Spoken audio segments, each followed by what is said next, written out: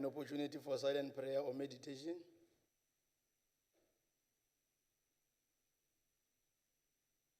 Please be seated.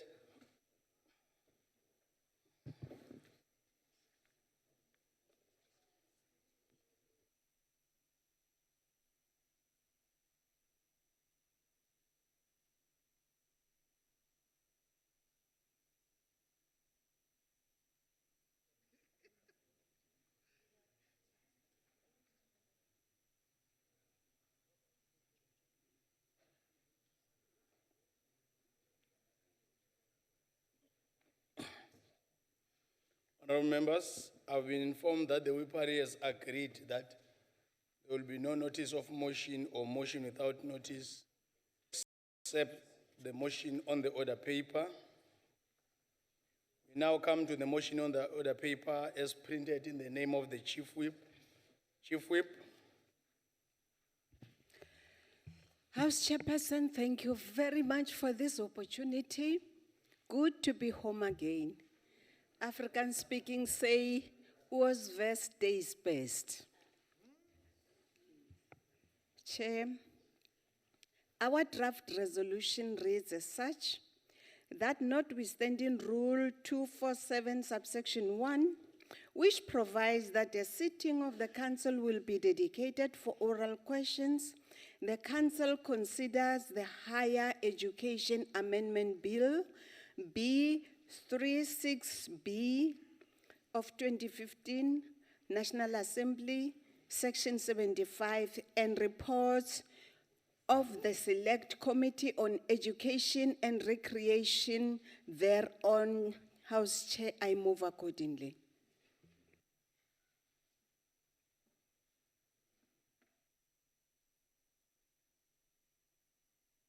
Thank you. In accordance with Rule 7.1, I shall first allow provinces the opportunity to make declaration of vote if they so wish.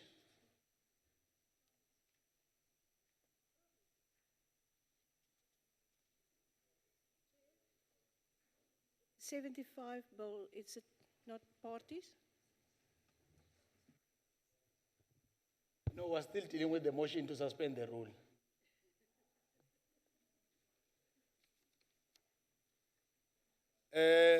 I'll now call upon provinces. Eastern Cape, Eastern Cape support, Chair. Free State, Free State, you do, Honorable Chair. Gauteng, Gauteng agrees with motion. KwaZulu Natal, KwaZulu support the motion. Limpopo,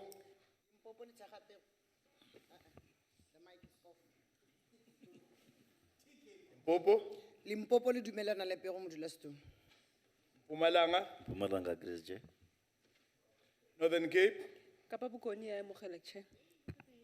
Northwest, Northwest agrees, Chair. Western Cape. Agrees. 9 provinces voted in favor. Have therefore declared the motion agreed to in terms of Section 65 of the Constitution. The Secretary will read the first order of the day. Consideration of Higher Education Amendment Bill, Bill 36B of 2015, and report of Select Committee on Education and Recreation thereon.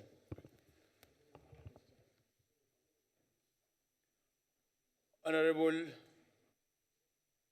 Zwane.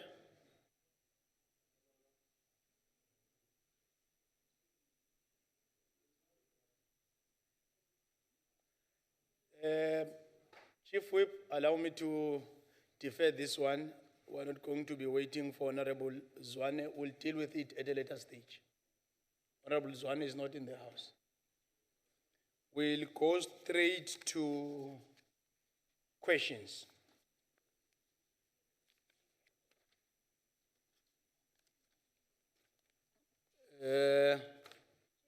Honorable Labuskachen. A point of order. When are we going to deal with this bill now? No, Because the order that, the motion that we accepted was first order of the day. Now we are just deciding that we are not doing it because the member is not in the House, then the bill must be referred to another day, or you must amend the motion. Thank you. No, we've adopted the rule, we're very clear about that. Then the issue is the very same session that must be able to process it. So should it happen that in this session we're going to be able to fail to deal with it, then everything will fall off. On a point of order, I can read to you the motion. Draft resolution that notwithstanding rule and then, and report of the Select Committee on Education and Recreation thereof. So it's combined in one motion. The order of the day, the first motion is combined. It's not two separate motions. Honorable Buskaga.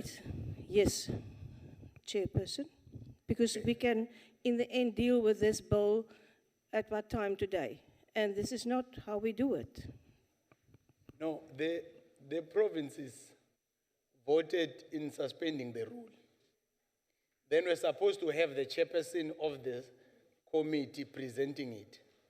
Then the chairperson is not in the House. Then we're not doing it now, we're going straight to questions.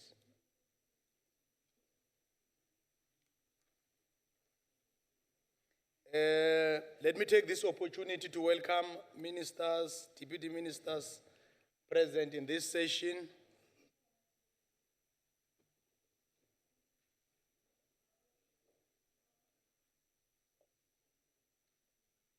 Honorable Zwane, you are making my life to be more difficult. Honorable Buskaga. Person, I am going to make your life more difficult. You are right, not your only member, because at this stage, Chairperson, we have to have discipline in this House. If you know that you're the Chairperson, you have a bill in this House, you have to be in this House on time. We cannot change the order of this House because some people are late and some people are not late. If that person was a DA member, this House would have continued. No. So, really, please, Chair, let the Chief Whip get the people and the discipline in order, because this is out of order. Thank you. No, Honorable Buskaga, you're correct. I've deferred this one. We'll deal with it at a later stage, even the issue of the rule. So I was just addressing Honorable Zwane that is making things difficult for me. Now we're going straight to questions. We will be starting with question 229 from Honorable Kaula. Honorable Minister. Thank you, House Chair. Thank you, honorable members. Honorable Kaula, Mr. Mutsueneng was not appointed as General Manager, Corporate Affairs. And further to that, since this matter is sub judice, I will not comment further on this matter. My view is that we should then allow the matter to be ventilated in the court, but the fact remains he was never appointed as General Manager, Corporate Affairs. Thank you, House Chair. Honorable Kaula. Thank you, Honorable Chairperson. Thank you, Honorable Minister, for your not wanting to speak to me and for your not wanting to speak to South Africa. But be that as it may, I would like to know, Chairperson, from the Honorable Minister, before then, whoever occupied that position of General Manager, Corporate Affairs, occupied it, was the position vacant? If it was vacant, is it still vacant? Is the person in the position now acting, or what? Can the minister just decide maybe here not to be this conservative with information and volunteer this information out as to whether then the position is vacant now? For how long is it going to be vacant? Do they plan to advertise it? And what is the current situation then with whoever is in the position currently? Is he acting or what? Thank you. Honorable Minister. Thank you, Chair. As I said earlier, there's no position at the SABC called General Manager, Corporate Affairs, Honorable Kaula, with due respect, but maybe for your own information, is Group Chief Executive, Corporate Affairs. I think you wanted to say that. Honorable Kaula, you can't do that.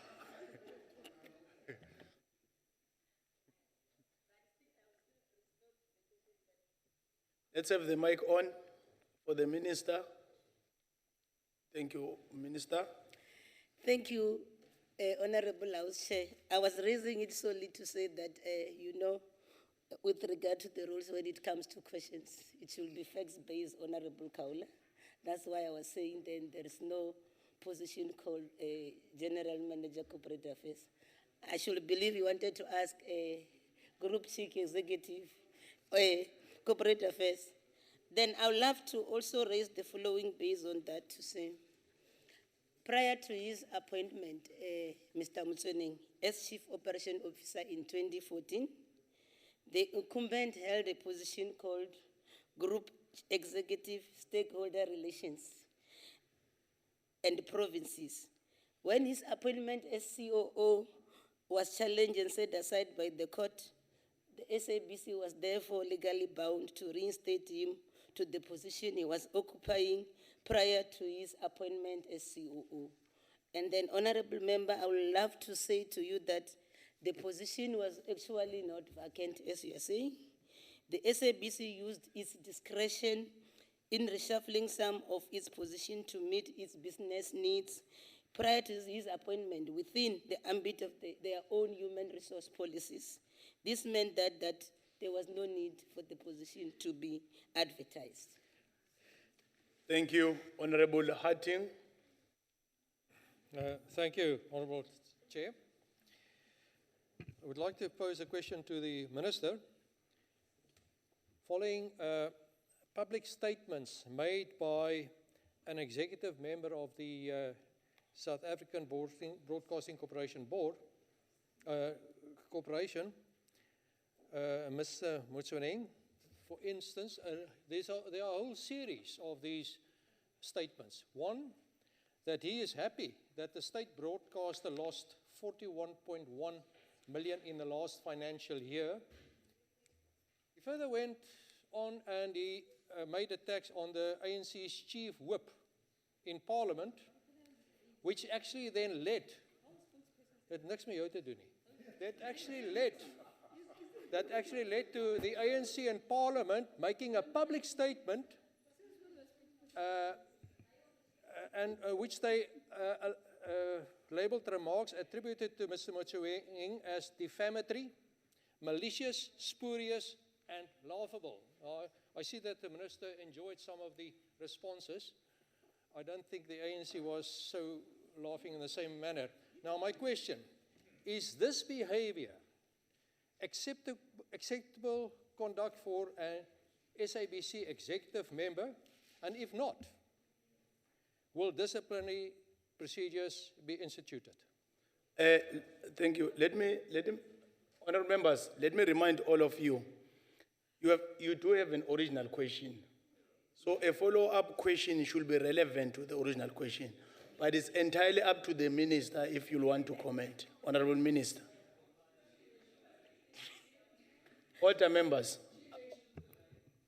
Okay, Honourable Member. You will all recall that the SABC is governed by the Broadcasting Act. This act is an act of Parliament. And then it indicates in terms of this act to say the SABC is governed by the board, and then also the daily management of the board, they're then supported by the executive directors who manage the day-to-day operation of the SABC. So then my role as a minister is only confined in providing oversight to ensure that the SABC achieve its public broadcasting services mandate, which is to educate, inform, and entertain.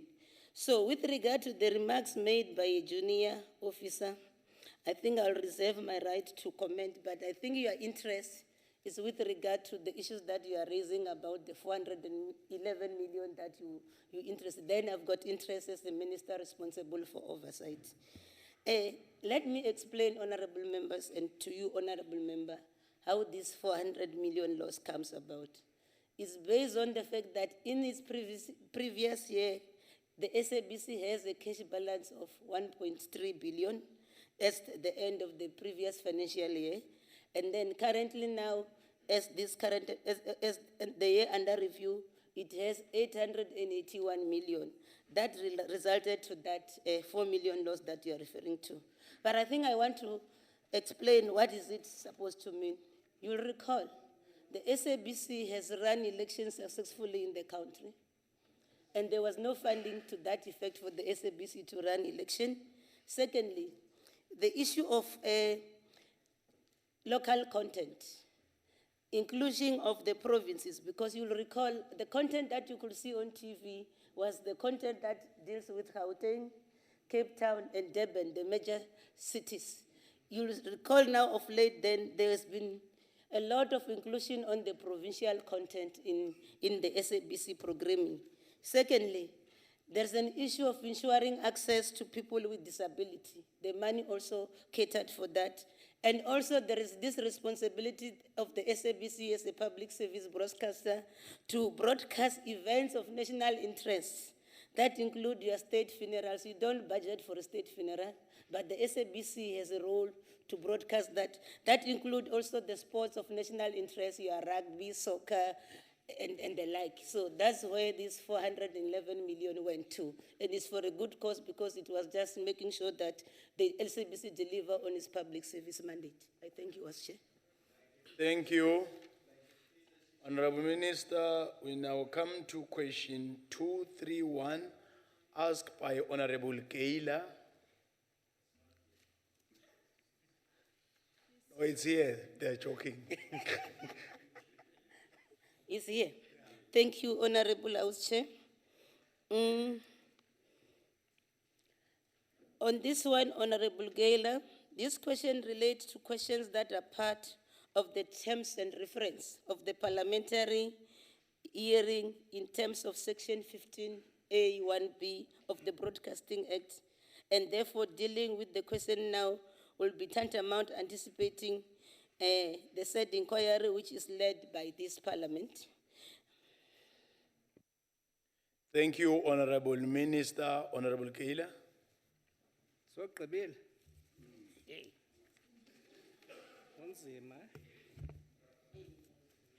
Akunzima, mama. Currently, the SABC is operating without a fully functioning board. As the majority of the members of the board have resigned, it is therefore that in the interest of the South African public that this entity, which is funded by the taxpayers' monies, is fully functional. Now the question, Honorable Minister, are you as a political head of this board happy to oversight an entity that has no board? Honorable Minister. Thank you.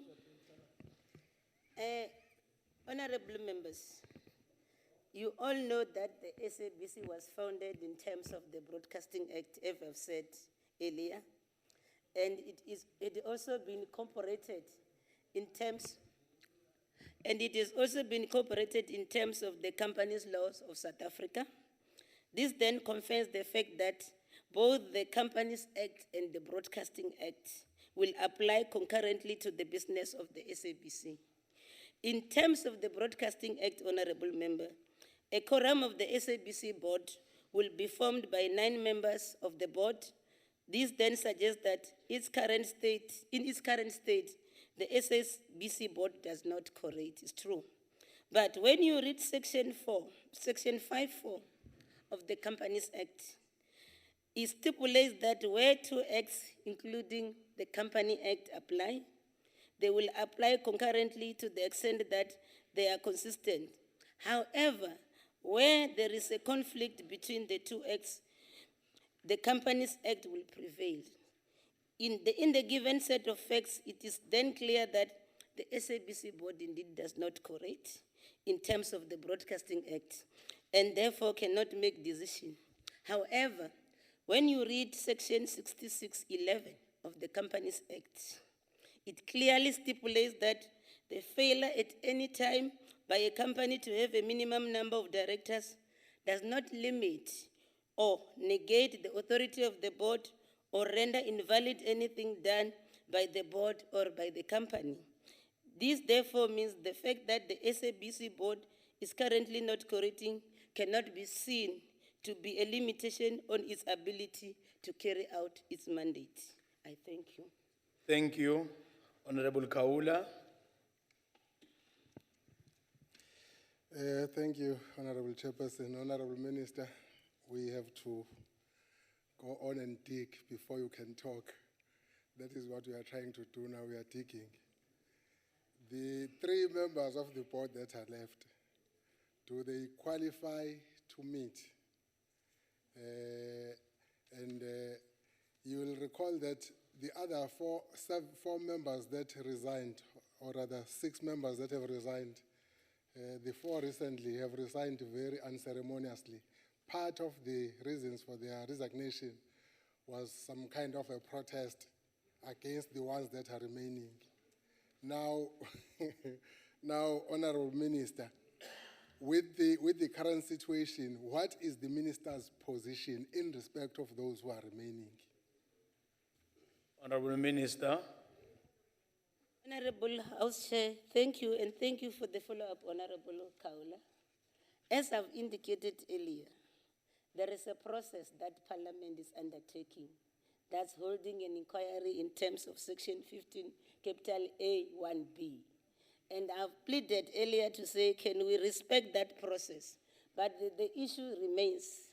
As I've indicated earlier, the provisions of the Company Act cater for those aspects wherein the board doesn't form a quorum. And it's very clear to say the decision that they're taking in terms of this act is still operating. The board is still operational. You know that it is not yet been dissolved. This is the process that is happening towards its dissolution. That's when you can say that there's no board. But as we are speaking currently, the board still exists and it's empowered by the Companies Act to operate. It means then the SABC is running under the leadership of the remaining board members. Thank you. Honorable Khai. Thank you, Chair. Maybe the last response of the minister is also addressing the question I wanted to ask, which I'll continue to ask it.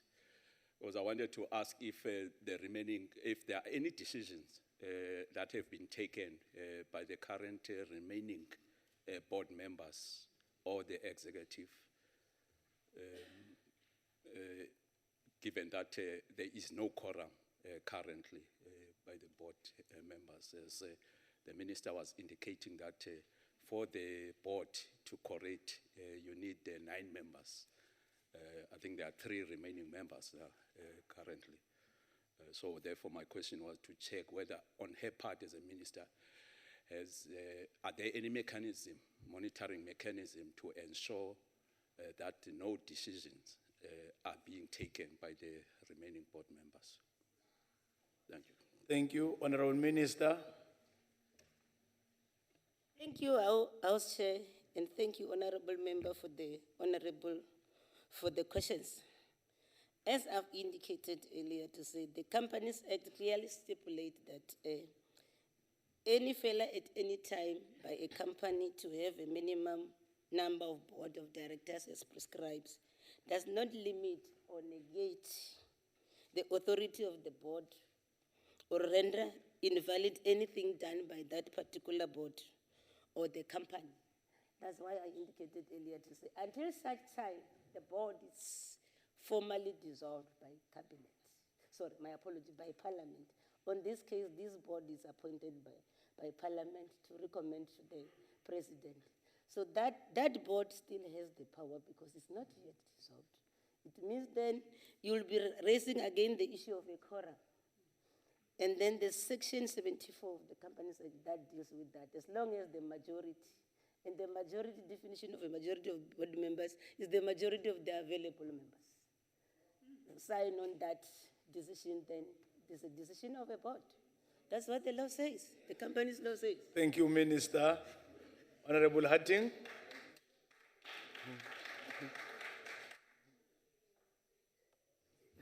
Thank you, Honourable House Chair. It's indeed a very interesting response by the Minister on her interpretation of Section 1310 of the SA Broadcasting Act. Now, may I ask a direct question? When last did the SABC... Honorable Hatting, sorry, go close to your mic. Yes. Yeah. I didn't Your mic must be on the other side, you must be close to it. I would like to know when last did the SABC board co-rated in terms of the SABC Act? And is the Minister's view that even if one board member remains, that is still a legal board in terms of the Companies Act, which I think that opinion should be tested. I hope it's not Mr. Mutsoneng's opinion. Thank you. Thank you, Honorable Minister. Thank you, Chair. The board subscribes to the King 3 when it comes to issue of corporate governance. And then also to say, when last did the board correct? The board has been correcting throughout. I will say that with confidence, based on the provision of the own statutes that we as members of parliament have created. In terms of the law, the board, but you know, I'm not a board member personally. I'm the shareholder representative of government. So when the board is sitting or not sitting, I'm also not there. But the bottom line is that the board has been meeting, exercising its fiduciary duties in terms of the laws of this country, in particular because the company law takes precedent all over. They've been in compliance with the company law. Thank you, Chair. Thank you, Honourable Minister. We now come to question 235. I'm reliably informed that Honourable Makwebu will be standing for Honourable Julius. Honourable Minister. Thank you, Honourable House Chair. The question is about the qualifications of the Group Chief Executive of Corporate Affairs in the SABC. The qualifications and experience are as stipulated below. It's qualification and experience, relevant tertiary qualifications, more than 3 years relative management experience, knowledge and understanding of public policy and broadcasting environment, broad and specific knowledge of legislation, general business understanding, specialist knowledge and understanding of the media technology industry, strategic management skills, and proven ability to motivate, lead, and direct staff. I thank you. Thank you, Honourable Minister. Honourable Makwebu.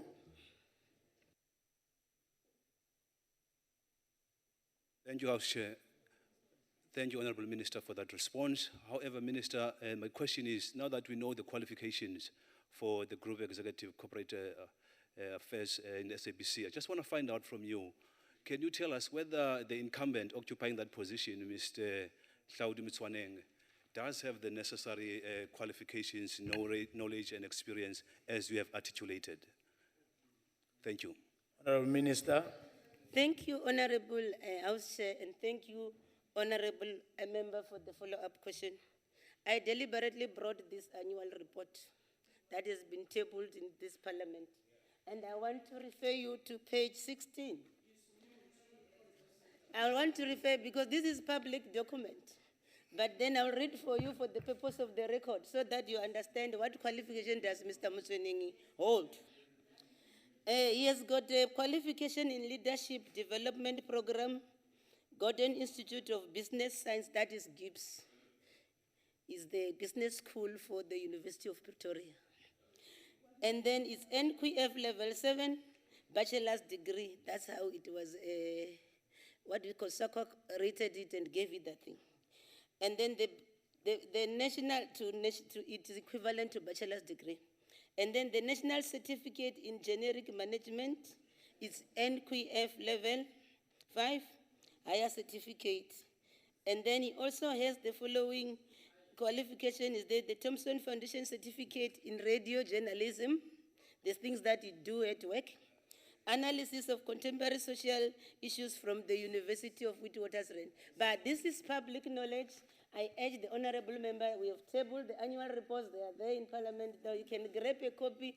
The beauty about it with this annual report is also explain how the SABC operates. Thank you, House Chair. Thank you, Honorable Engelbrecht.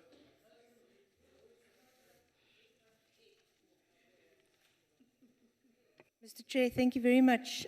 Honourable Minister, my question to you is how did you allow Mr. Claudio Motsoeneng to become a dictator at SABC, firing 4 journalists against a court order and finding unfit for office, and yet he's been promoted to a new position, and you have not come against this decision at all? To the contrary, actually approving the new position of a person found unfit by court to hold his previous position. Honourable members, let me make this appeal to all of you once again. You will have an original question. A supplementary question should be relevant to the original question. Honourable Minister, it's entirely up to you if you want to comment. Thank you, Honorable House Chair.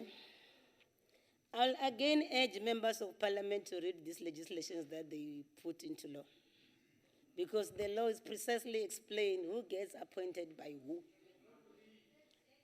I'll just urge that because the Broadcasting Act also gives provision to say, this person that you are talking about now accounts to the Group Executive Officer, in fact, Group Chief Executive Officer.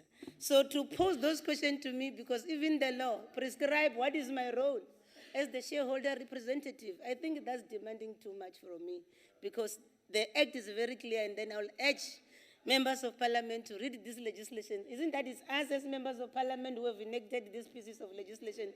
So the duty is upon us that we read these pieces of legislation. Thank you, House Chair. Thank you, Honourable Minister. Honourable Kaula.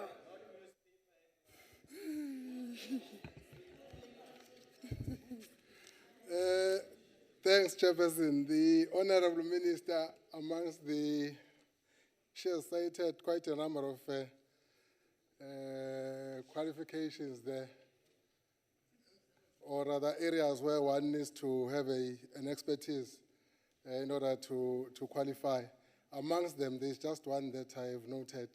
She says a relevant 3-year tertiary qualification.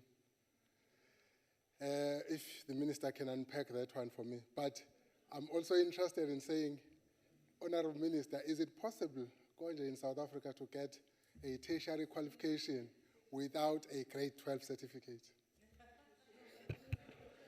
Order members. Order members. Honourable Minister. Okay. Thank you, House Chair, and thank you so much, Honourable Kaula, for that follow-up questions. You see, I'll emphasize this issue to say the laws that we make. Can you go and read the South African Qualification Authority Act? It talks about the recognition of prior learning. You, even yourself, Honourable Kaula, if you don't have that metric, if you are to go to the University of Western Cape, by virtue that you are a member of Parliament, and the experience that you have had in your working experience, that gives you the opportunity to register at a university. Thank you. Thank you, Honourable Minister. Honourable Engelbrecht, why are you standing? On a point of order, Chair. Okay, what's your point of order? I would just like to check with you, Chair, if it's parliamentary for the Minister to address the honourable members, isn't the Minister supposed to be addressing the Chair? Order members, no, your point of order is sustained. You are in order. Honourable Minister, you must address the House through chairperson. Honourable members, Honourable Minister, question 2 from Honourable Chabangu. In terms of the rule of the NCOP, if the member has not made an arrangement with another member, so Honourable Chabangu is not in the House, so that question falls off. Let me take this opportunity to thank you, Honourable Minister. Thank you. Thank you so much. We now come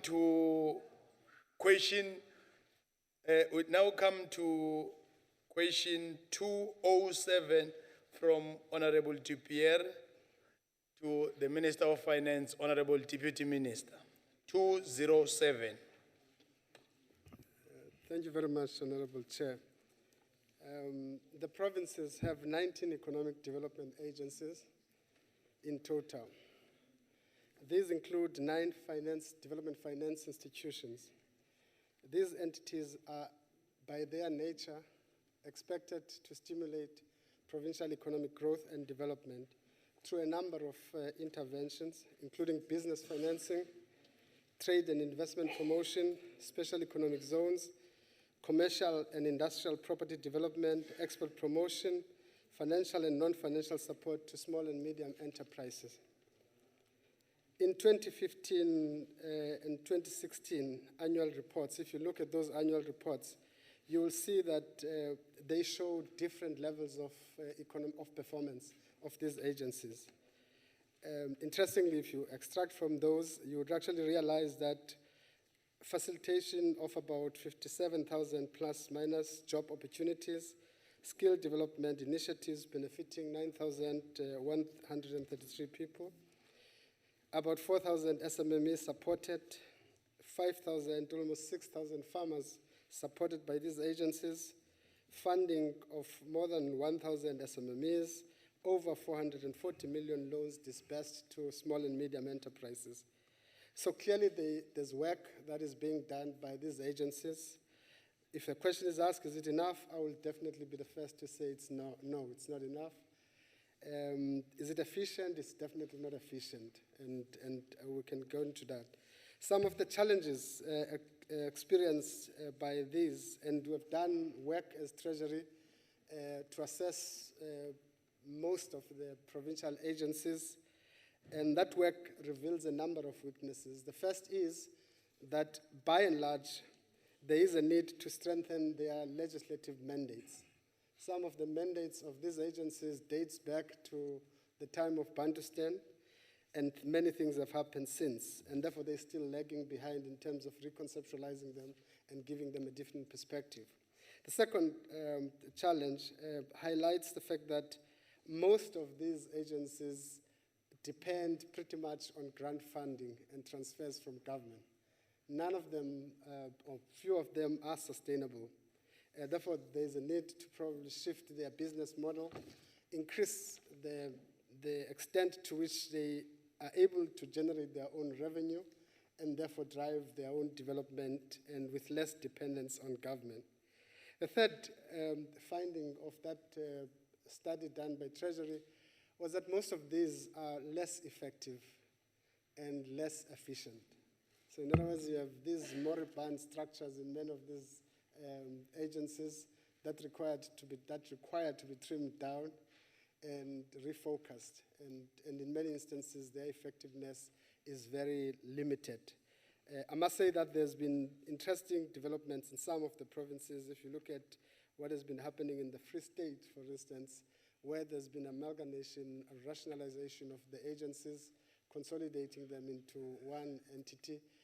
In Limpopo, there was work done, and in Northwest, I think people are beginning to embark on exercises to review these structures, etc. In the Eastern Cape, there's also work done to refocus and review them. Thank you very much, Chair. Thank you, Honorable TM.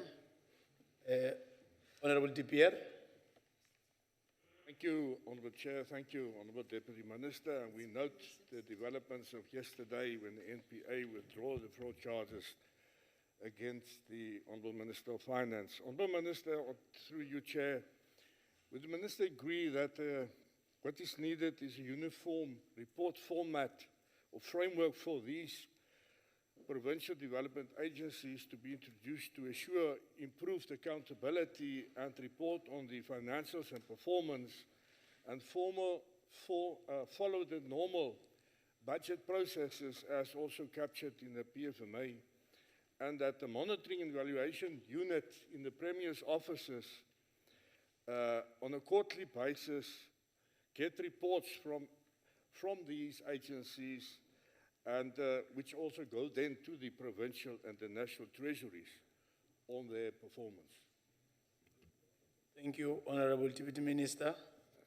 I would agree, Honorable Chair, that that's something that all of us need to do. But I must also quickly add that many provinces are already doing that exactly. I mean, if you take Free State, Free State is an interesting example because I think the work that they've done around agencies is very interesting. I mean, they had, I think, about 6. Now we are talking about only 2, I think, if I'm not mistaken. But there's a process of consolidating them. There's a very tight monitoring happening, again, in all other provinces. I think there seems to be a focus on that. You're right that maybe we should, and that's the work, the review that we're doing, is trying to develop the national reporting framework for these agencies. And maybe some of those things will come to fruition in the course of this year. Thank you very much, Honorable. Thank you, Honorable Jonas. Honorable Isaac.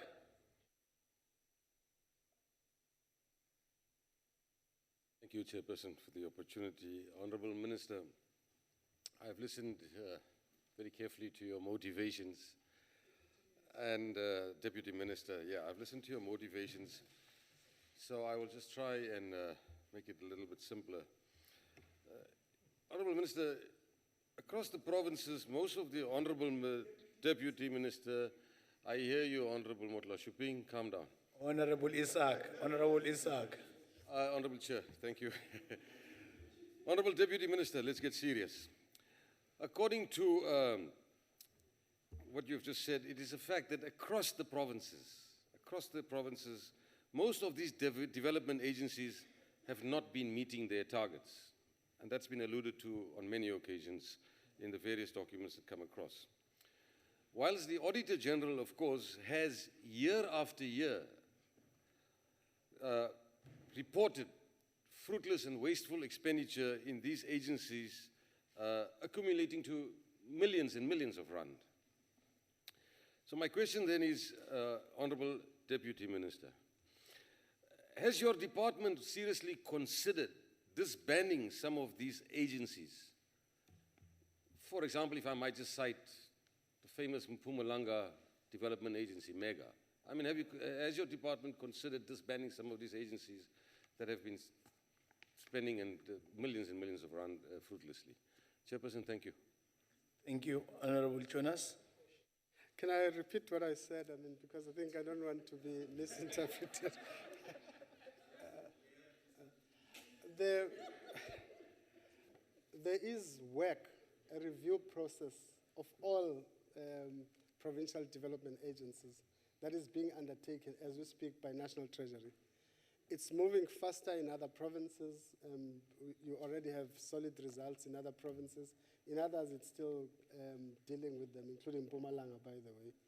The reason for doing that is essentially to achieve 3 things. One is to ensure that we have more efficient deployment of resources. So look at all the issues that we are raising around expenditure, meeting targets, whether these things are effective.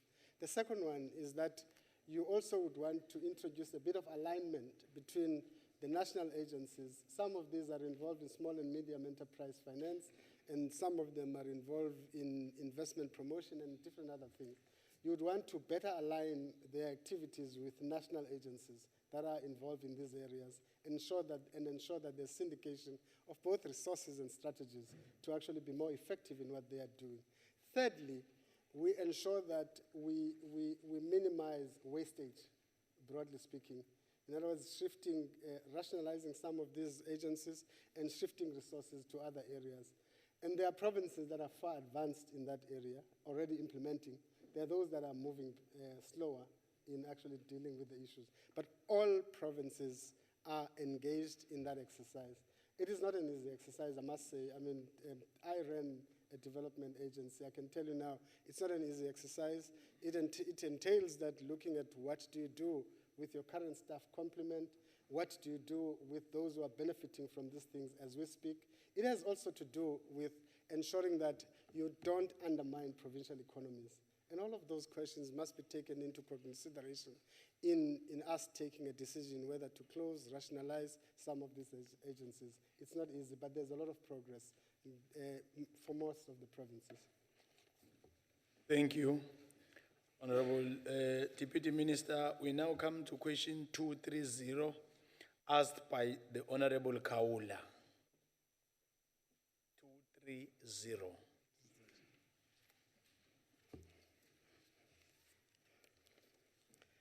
Thank you very much, Honorable Chair. Can I just say that I think the easier response to the question could have been that indeed there is capacity built in our agencies to deal with the issue of illicit financial flows and mispricing and transfer pricing and all those issues that are raised here. And we could actually give you a list of the actions and activities being undertaken by different agencies around this particular issue. But a more nuanced answer to the question would be the following, that we've South Africa, and sometimes we report less about this. South Africa has been in the forefront of dealing with illicit financial flows. We've taken strong steps over the years to deal with the issue, long before these global reports were published in this regard. The South African Revenue Services, the Reserve Bank, the Finance Intelligence Center, and even our prosecuting authorities have been involved in fighting illicit financial flows. Now, when we talk about illicit financial flows, we cover a range of areas. Apart from illegal capital flows, we also cover trade mispricing, money laundering. From most significant parts of such, they form the core of most of the illicit financial flows we're talking about. One of the reasons why the minister appointed the Tax Review Committee, chaired by Judge Dennis Davis, it was to improve our tax system and to reduce the scope of tax avoidance and evasion.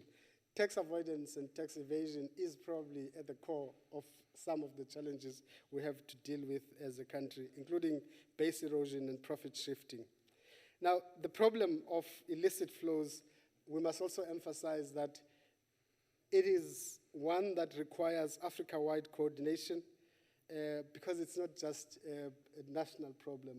There are complementarities with other jurisdictions.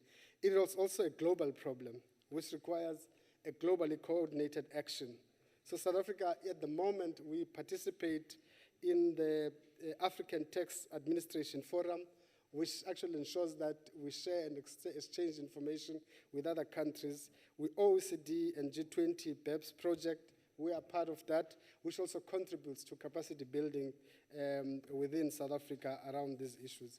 The last part of the questions, I think the 2 and 3 of the questions, most of the issues raised in that the question raised there are matters that are both subject to care and are protected by law, that you cannot be talking about tax matters involving individuals, as it were. Thank you very much, Chair. Thank you, Honorable Deputy Minister. Honorable Kaula. Thank you, Honorable Chairperson. Thanks, Honorable Deputy Minister. I do want to say, Honorable Deputy Minister, I think the Minister of Finance is fortunate. Maybe it's the only, or amongst the very few fortunate departments in the country to have Minister Kotan, whom I respect a lot, as the minister, and to have Deputy Minister Jonas as the Deputy Minister. I just want to say that before I proceed to say, and for maybe coincidentally, the 2 and 3 is the one where my larger interests are. I don't want us to debate the merits and demerits of the cases, Honorable Deputy Minister, but I just want to say it sounds strange that we have ministers who on the resolution of cabinet, they go to talk to the banks on the issue of the closure of accounts. And at the same time, we have a Minister of Finance who is not part of those ministers, but he just goes to court and puts an application to court for the court to say he does not have the powers to intervene, or he cannot intervene on the same matter. Now, there is this contradiction here that needs reconciliation in our minds, Honorable Deputy Minister, which I would like the Deputy Minister to clarify. In the same cabinet, others go to engage the banks on the instruction of cabinet. At the same time, another minister who is directly responsible for the portfolio goes to court to say the court must say. He does not go to his colleagues in cabinet. No, he goes to court to say the courts must say, declare that I cannot intervene. Can the minister say something on that one? Just to reconcile the matters, not to go to the merits and demerits of the cases. Thank you. Honorable Jonas. I understand when I'm here, I really have to answer some of the questions, and I would do so to the best of my ability and to the best of the space that I'm given by law. Can I again repeat? Most of the issues you're raising, you are yourselves quoting the processes that are underway in court. So in matters of that nature, let's wait for the outcome of that process rather than make pronouncement or political assessment of these things. But let me also say that I think I know that in terms of tensions, we can break law very quickly. The South African Tax Administration Act specifically states that you cannot talk about tax matters of individuals. And also the Banking Act also says the same about the client confidentiality. So I'm just saying that apart from the fact that these things are sub judice, you have a reality that I think we must also ourselves respect law. Thank you. Honorable Hatting.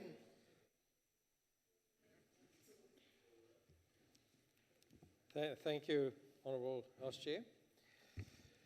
I would like to hear from the Deputy Minister, what is the estimated extent of illicit outflow of capital out of South Africa, that figure that the department works on average?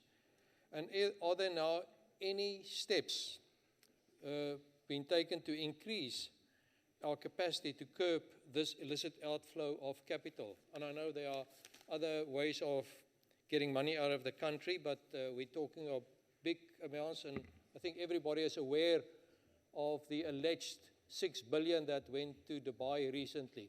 Thank you. Honorable Jonas. You know, the Honorable Chair, I know that it's always nice to work on exact figures on the issue of illicit flows. I think the experience is showing, and I think in some of the forums we're sitting in, increasingly people are beginning to say it's not the exactitude that matters.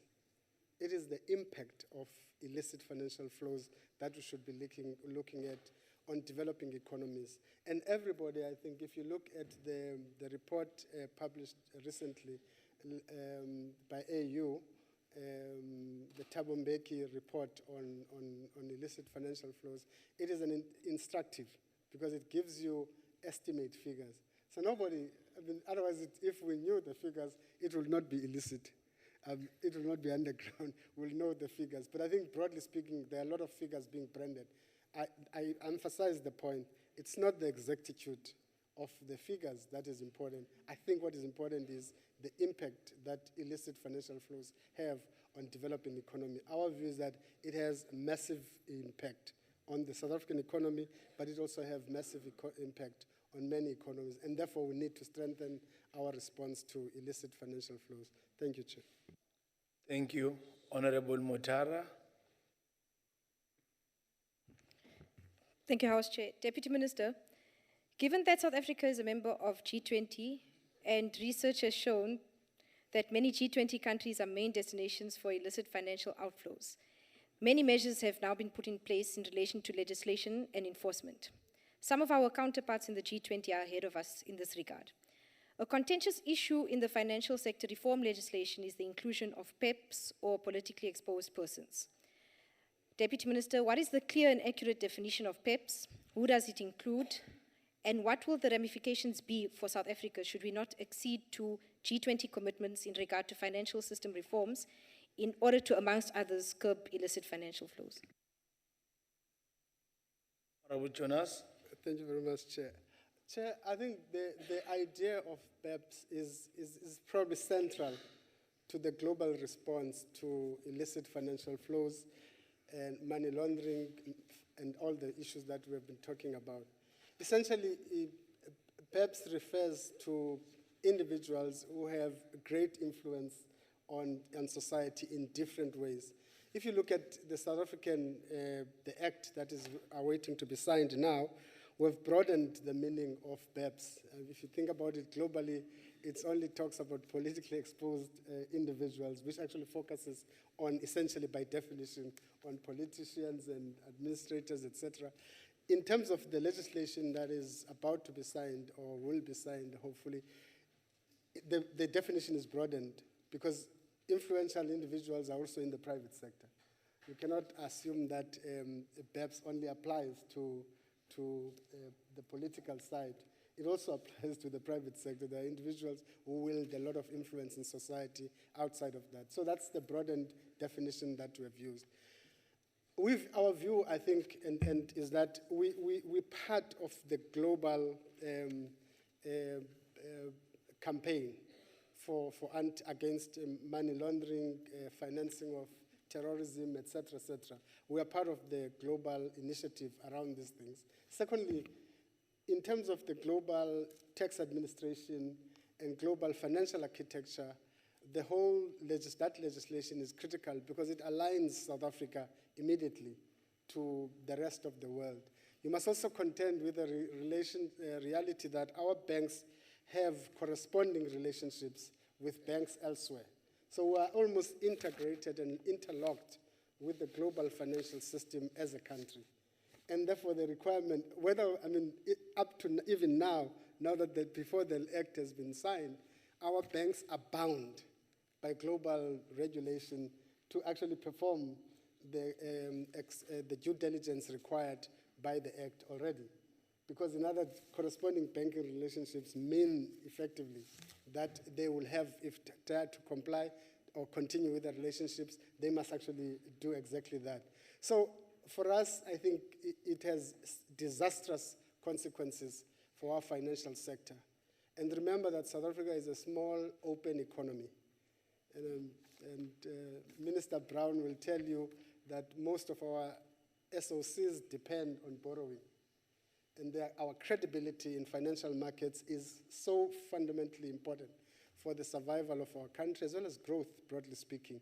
So it's important that we realize that if we, and I know that in the global forums, I think South Africa has been given, if I'm not mistaken, up to February. And I think our target is February. And by that time, there could be negative consequences on the country and the standing of our financial sector. So it's important that we actually really comply and be part of the global financial architecture. Thanks. Thank you. Honorable members, join me in welcoming future leaders of tomorrow, our beautiful learners from De Villiers Graaf Primary School from Villiersdorp.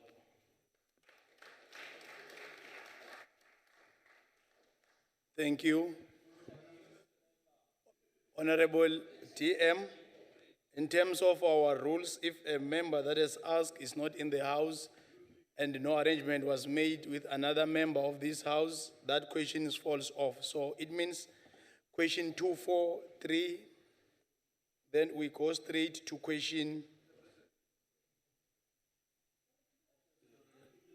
I apologize if I may interject. My understanding is that one is allowed after the question 4 follow-ups, am I right? Yes. So there's one more outstanding, sir. No, it's outstanding if there's a hand. I recognize hand. With due respect, Chairperson, I had my hand up and you did nod and recognize me. I wouldn't mind to give you that opportunity. There is that opportunity, but let us be alert, honorable members, to all of But us. I had my hand up, Chairperson, with due respect, and you did recognize me. I always note hands, but you can ask your question. It won't do any harm to the House. Order, members. Honorable Isaac. Can I go ahead then? Yes, I'm giving you the opportunity. Great. Thank you, Chairperson. I'm very grateful. Order, members. Order, members. Honorable Isaac, you are protected. But next time you must be very alert. Chairperson, thank you again. I appreciate it. Honorable the Deputy Minister, Honorable Deputy Minister, based on what you have just said and explained so emphatically, I'd like to just check with you, has there been any investigations initiated against any banking institutions regarding the non-compliance, I see you smiling there, Deputy Minister, regarding the non-compliance of the Banking Act, especially these institutions that were involved in illicit outflows or transfers of monies? Thank you. Honorable Jonas. Chair, I have to answer this with caution. The point is that these assessments and compliance checks happen on a constant basis. So they happen as a matter of routine. A regulator has to do them. So it happens. I mean, they happen. Unfortunately, we cannot give you details about them. We even don't have the details because regulators are independent. Thank you. Thank you. I was guiding you, DM, so that we follow the questions here. So 243 falls off. It means we'll go straight to 208, asked by Honorable Mohai. Honorable Mokwele is not in the house. It's good that it's asked with Minister Brown present in answering the questions. 1A and 1B, the role of National Treasury in regulating state-owned enterprises. That's outlined in the Public Finance Management Act, as well as in the Companies Act, founding legislation of, and also including the founding legislation of SOCs and other legislations. To summarize, key elements of that are the following. SOCs are required to annually submit their annual reports and financial statements, as well as their corporate plans and borrowing plans to National Treasury, and most of them do that, I must say. SOEs are required to notify the National Treasury and obtain approval from their executive authority for significant transactions as outlined in Section 54.2 of the PFMA. Note that the significance is defined in the materiality and significance framework of the SOCs. In other words, what is material is already defined in terms of the balance sheet and everything else, assessment that we do of the SOCs. Approval is required from the Minister of Finance before establishing a new entity. Guarantees are issued by executive authority acting in concurrence with the Minister of Finance. The Minister of Finance may attach conditions to the issuance of such guarantees.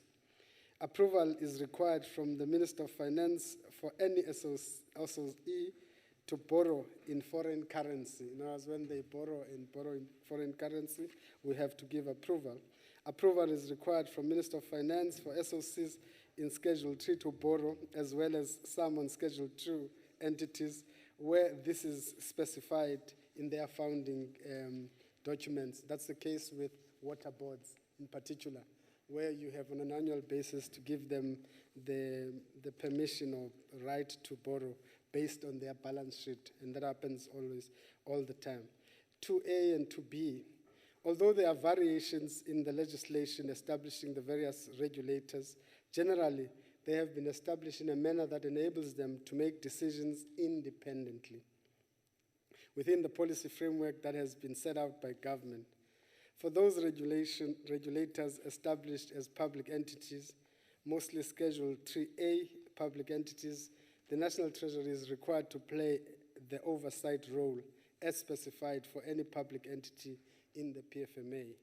Section 4.2 of the Municipal Finance Management Act requires that the National Treasury be afforded at least 40 days to comment on the proposed price increases of water, electricity, or other bulk resources supplied to municipality before submission to the regulator, before such proposed amendments are submitted to executive authority and any other regulator.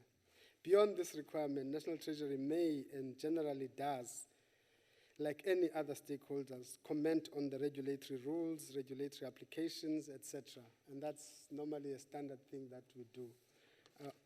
That's, in summary, the role that we play in SOCs. You must also understand that everything else that I said also require engagement and consultation with the Department of Public Enterprise or any other department affected by the entity concerned. Thank you, Honorable TM. Honorable Mohai. Thanks very much, House Chair.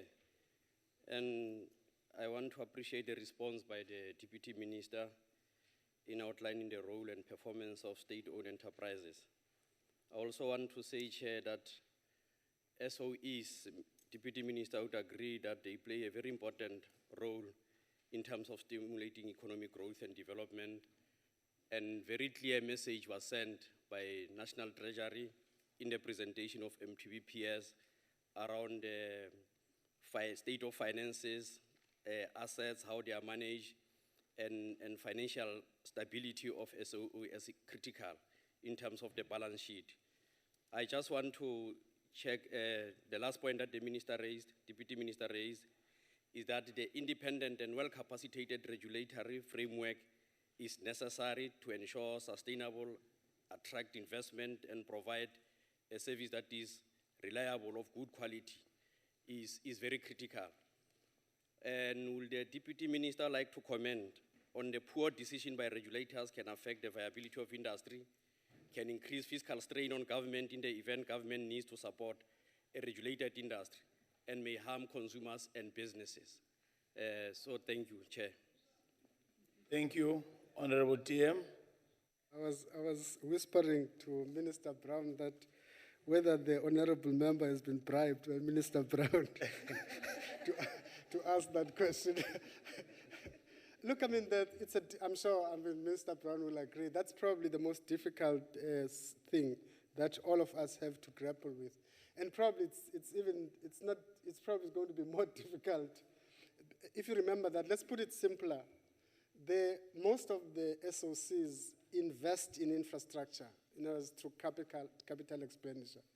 And in order to do that, they have to go to the market and borrow money. Now, there are two ways then to deal with what they have borrowed. The one way is that some form of support from government sometimes help them pay in part what they have borrowed. The other bigger chunk of it is supposed to be financed by end users. So in other words, it actually has a direct bearing on the cost of utilities in the economy. Now, you would agree that if you take electricity as a case in point, if the price of electricity shoots through the roof, it has direct bearing on the performance of the economy, particularly for those industries that are energy intensive in nature.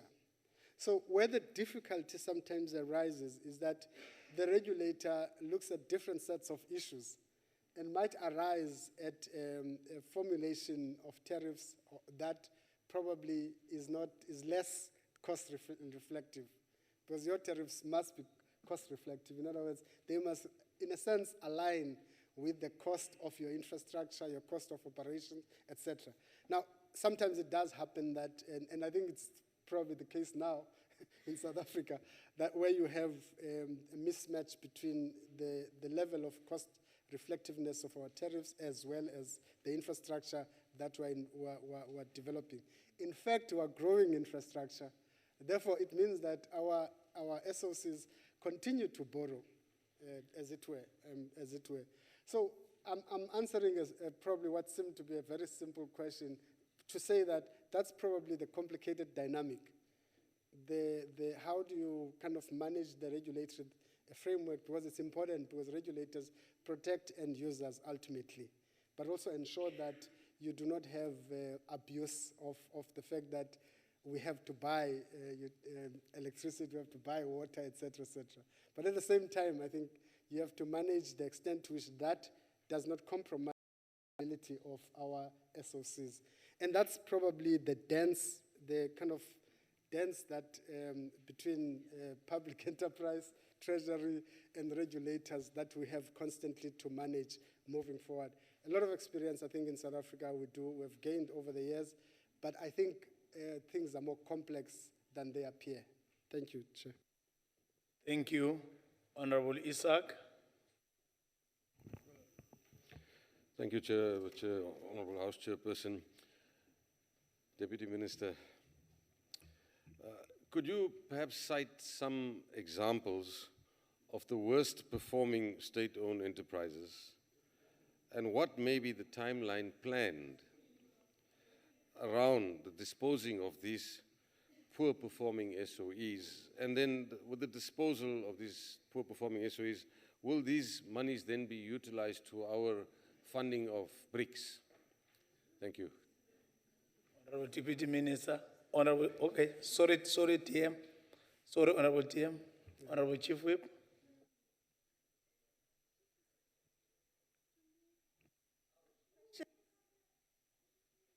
Sounds a new question.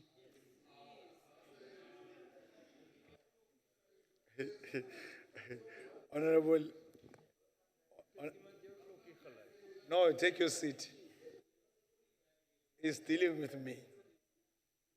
I've made an appeal to all of you that if you make a supplementary question, it must be linked to the original question.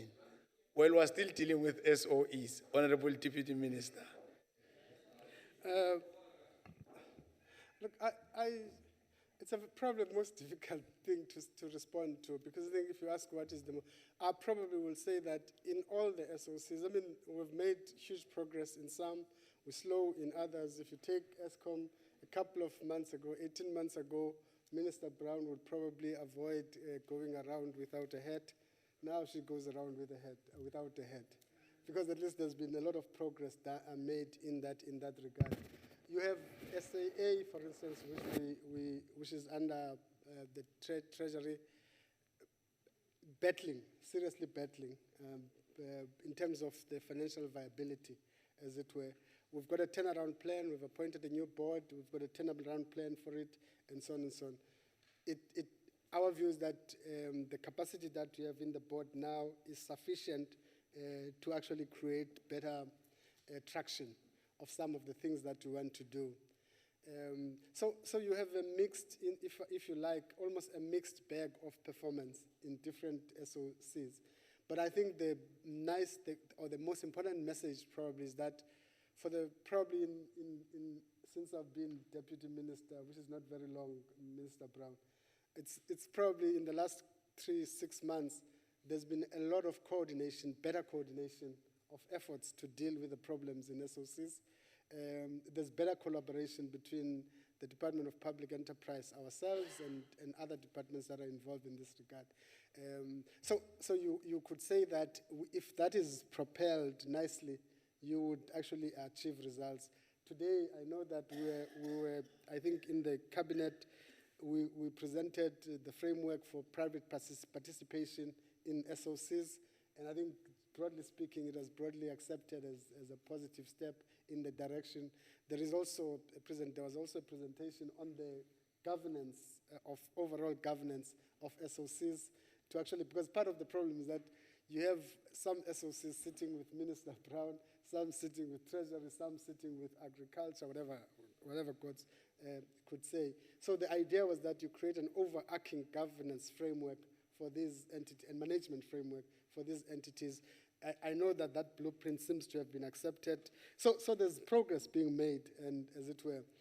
If you ask me, is it fast enough? I would say no, it's not fast enough. It could be faster if there's greater wills are put into this thing. Whether we like it or not, the fiscal situation and the economic conditions in the country are forcing us to deal with these issues, and we are dealing with them in a sense. Thank you. Thank you, Honorable Deputy Minister. Honorable Engelbrecht. Mr. Chair, thank you. Deputy Minister, thank you for those answers.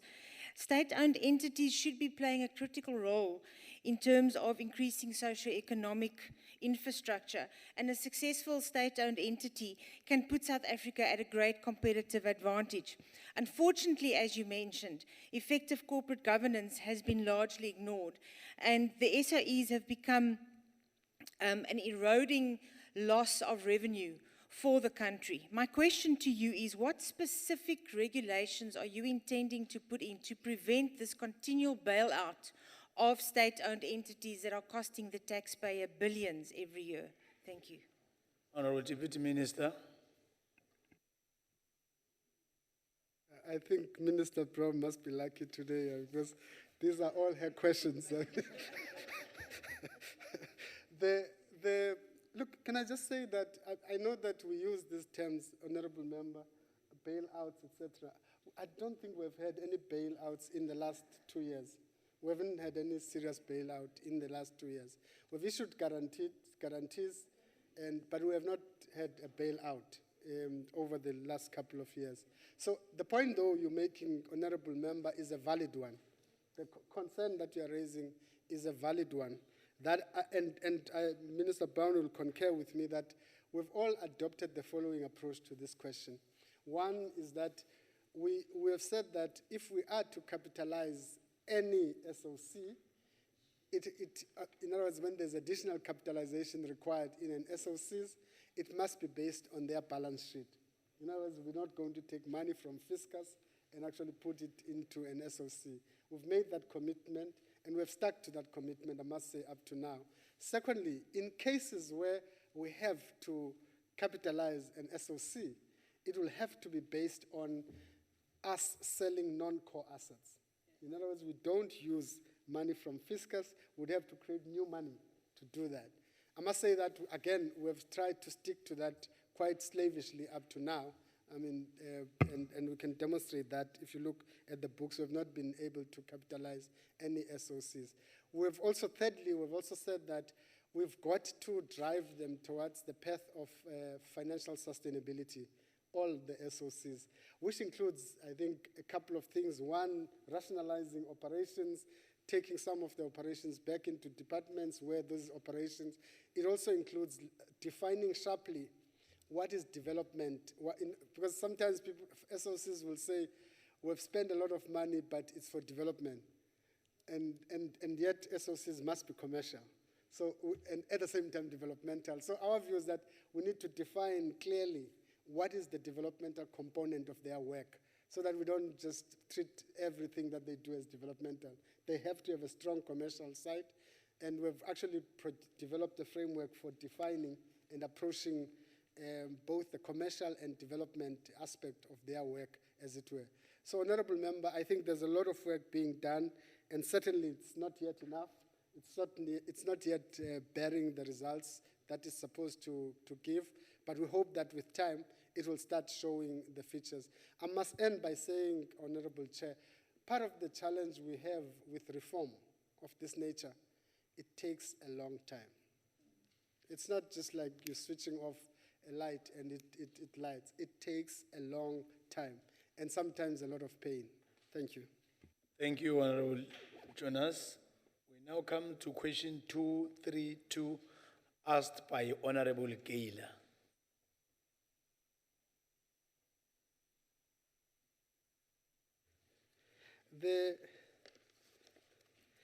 Let me just explain. I mean, the overall framework of a BMA has been accepted. I think listeners, so there's no kind of contradiction around that. We have accepted. I think the big discussion is about on the one hand, the view that we hold that you cannot balkanize or fragment revenue collection. Customs is a very critical component of revenue collection. The danger of taking customs out of where it is, where there's a track record of performance and capacity to elsewhere, might pose dangers around that. So in the overall, it's not an opposition to the coordinating role of Home Affairs, or BMA, of the whole border management function. It is about ensuring that in the process, you don't compromise existing capacity. And our view is that SARS over the years has sophisticated customs. And from a policy perspective, customs is driven from the Ministry of Finance in any case. So the administration of customs is supposed to be driven by SARS. And our view is that you must just manage that you separate the coordinating role of border management and from actual management and driving of customs. And there's a discussion we're having at the moment around that to try to resolve some of the complexities.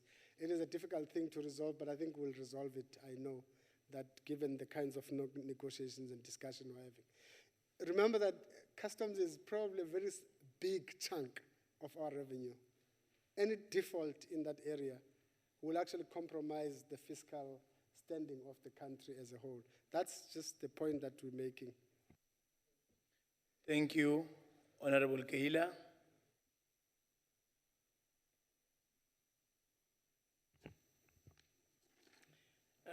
Thank you, TM. One is happy with your answer, but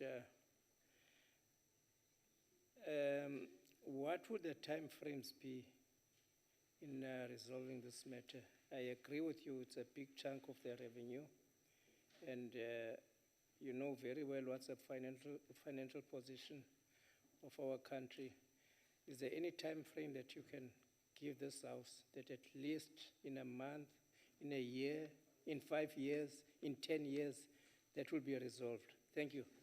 In 10 years, Honorable Deputy Minister.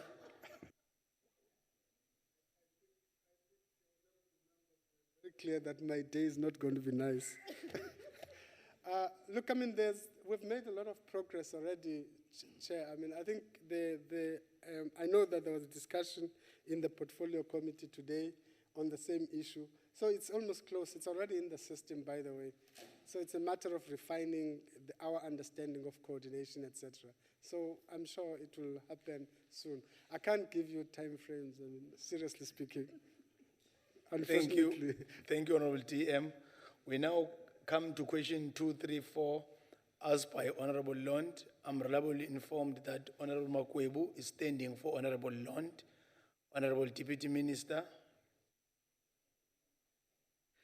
Look, the answer is pretty much simple to the question, is that we always, I mean, at any given point, the bids for budget are always exceed what we have by billions.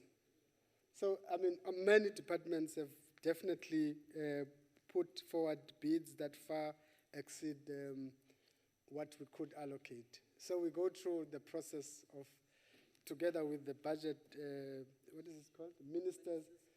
Ministers Committee on Budget, which combines a number of ministers and the Minister of Finance chairing it.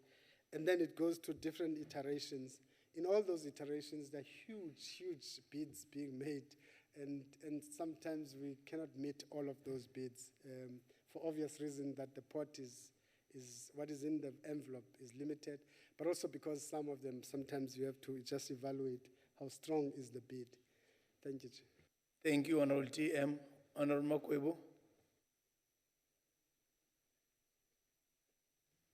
Thank you, House Chair. Thank you, Deputy Minister. Deputy Minister, with reference to a parliamentary question 185, in response to a written question, the Minister of International Relations and Cooperation indicated that the department's monthly operating costs from November 2015 to April 2016 were closely linked to other international currencies, and the ability to do their work effectively might have been affected by the local politics that weakened the rand. Now, having said that, with the figures that she gave or submitted to the written question, the Minister of International Relations gave us the figures. When those figures, we scrutinized them, we have picked up that in November 2015, the increase in spending was alarming. They spent 19 million more in December 2015 compared to their expenditure, that is their operational cost in 2015. Now, having said that, the question is, since South Africa, we are living in difficult times, the rand has been weakened, and I just want to find out from you, Minister, does your department make sure that the government departments and all state institutions, their spending is closely scrutinized to ensure that any reckless spending, those officials involved are taken to task and are held accountable for such, given that the rand is weakened and we must tighten the spending and of the public funds? Thank you, Deputy Minister. Honorable TM. I could have answered initially by just emphasizing that the departments mostly affected by exchange rate depreciations are DTI as well as DERCO. So the minister is right in a sense of saying that there was a problem. If you recall, in the last year, or is it February, we allocated an additional amount to the department just to deal with currency issues and exchange rate issues in the department. Again, we've done the same now to try to manage that, because I think exchange rates are volatile, and by their nature, I think they create that problem, generally speaking. And sometimes, of course, there is, in the estimates that are given, there is underestimation of the impact of that, and it does have an impact. The second part of your question is that we are, looking at expenditure of departments. We run expenditure reviews on departments now randomly. In other words, we don't do for every department, but we selectively run expenditure reviews and look at the patterns of spending in different departments. The two reasons for doing expenditure reviews, the one is the obvious one, just to ensure that they are aligned to what they projected as their expenditure for that annual year, for that annual budget, in their annual budget. But secondly, I think, is that to look at areas where we could begin to cut on their spending, on their advise them where to cut in expenditure. We do the same with provinces, as it were, and I must say that provinces have been phenomenally good in managing expenditure. I think they've been wonderful. National departments are also equally beginning to grapple with the issue around that. The difficult area is the big spending items like cost of employees or the wage bill. That's a very difficult figure to move. But again, departments are working very hard to move that. If you move that quite significantly, you would have huge impact on the spending, broadly speaking. There are other areas where departments are doing very well, traveling, catering, and all of those things. They seem to have managed those things very well in terms of. But there are also difficulties in terms of ending programs or stopping programs or delaying them. In other words, you have a project that was supposed to be implemented this year, you push it back by 2 years or a year. That's a very difficult thing for many departments. But again, many are trying to do exactly that. Thank you, Chair. Thank you. Ilunga lelihloniphekile lalendlu wemkhandlu wetifundza, umhlonishwa wana. Thank you, Chairperson. My question is follows DM. As a country, we had a loan at Swaziland. My question is, are they paying the interest at their currency? And secondly, these big companies, how are they assisting our budget, like Old Mutual, Sanlam, in terms of assisting when you look at the current financial budget speech? Thank you very much. Honorable TM. I was about to use the escape clause of saying it's a new question. But I think I would avoid answering the Swaziland question, Chair, for obvious reason. Most companies pay tax. So, they pay, it's a big component of our revenue. And in that regard, I think most companies are doing very well. I think South African companies, I must say, they're doing very well in that regard. But the second thing is that we involve with all of these companies. I don't want to mention names of the companies. All of them, actually we took about 100 CEOs of big companies in the country. And what we've done is interacted with them on the downgrade issue.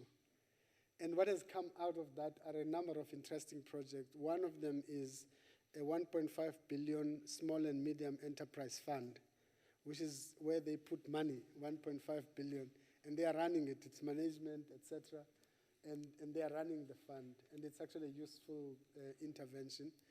We are now busy trying to put together an infrastructure fund led by the PICC, ourselves now, Minister Patel, to try to kind of attract investment from private sector into a pot of public infrastructure financing vehicle. And again, I'm saying we're doing a lot of work to kind of refine that, as it were, with them. And I must say, South African companies seems to be very keen in that regard. Minister Brown would tell you that the borrowing in most of our SOCs is local. The big chunk of it, of course, is local. Of course, increasingly, we're increasing the foreign or dollar-denominated borrowing in these entities at the moment. But largely speaking, they've been able to borrow locally significantly, which is a good thing, I think. So there's a lot of positive energy emerging from the private sector to support what government is doing. And we have to exploit it as much as we can. Thank you very much for that last question. Thank you. Honorable members, join me in thanking Honorable Deputy Minister Jonas. That was the last question from Honorable Lord. Welcome, Minister Brown and Minister Hanekom. You're welcome. We are now getting straight to public enterprise. Honorable Minister Brown was starting with question 211, asked by Honorable Makuwe. Thank you very much, House Chair, and good afternoon, honorable members. Thank you for the opportunity. I wanted to just say, before I answer my questions, you do know that there are 728 state-owned companies, state-owned enterprises. And I'm only responsible for 6 of them. So many of these questions ask about all of them. But DPE, in my portfolio, I have 6 state-owned companies. I just wanted to say that to you before you make me do what you did to the DM earlier. So you're underworld. The issue is that the 6 I have in my responsibility actually has almost an asset base of 1 trillion rand. So it's of the largest, but not the only largest. There are others. PRASA, Sandral are all outside of my portfolio. But to answer the question, the rationale of the state in investing in an enterprise is centered around the state addressing a particular challenge that constrains its ability to deliver on its developmental agenda. So South Africa largely inherited the portfolio of the current strategic SOCs from pre-1994 days, and it is very clear that the state will need to rationalize the portfolio. That's the overall 700-odd state-owned companies, and ensure that it is optimized to support the state to drive the developmental agenda. In the State of the Nation address, the President indicated that there must be a review of the current state-owned companies to assess their relevance to our developmental discourse and phase out those that are no longer relevant. However, this work needs to be informed by clearly articulated government shareholder policy, and because we can really not commit the mistakes we made during the first reform post-1994, where strategic assets of the state were privatized without taking into account the long-term developmental requirements. It is important to state, however, that most state-owned companies contribute to the developmental agenda and generally the transformation of our mandate. For example, Transnet and Eskom have continued to invest in the economy despite the harsh operational environment. Most of the state-owned companies are the biggest employers and investors in the economy and provide opportunities to businesses owned by the previous disadvantaged and marginalized. However, it is important to state that more could be done to extract more value for investments that have been made by government into these enterprises. The current reform process is intended to achieve these objectives. Thank you, Chair. Thank you, Honourable Minister. Honourable Makuwe. Chair, we thank very much that the Minister cleared for us that there is the 6 falling within public enterprises. So let me confine my follow-up to the 6. Minister, that we do know that apart from the National Development Plan, we also have the National Growth Path.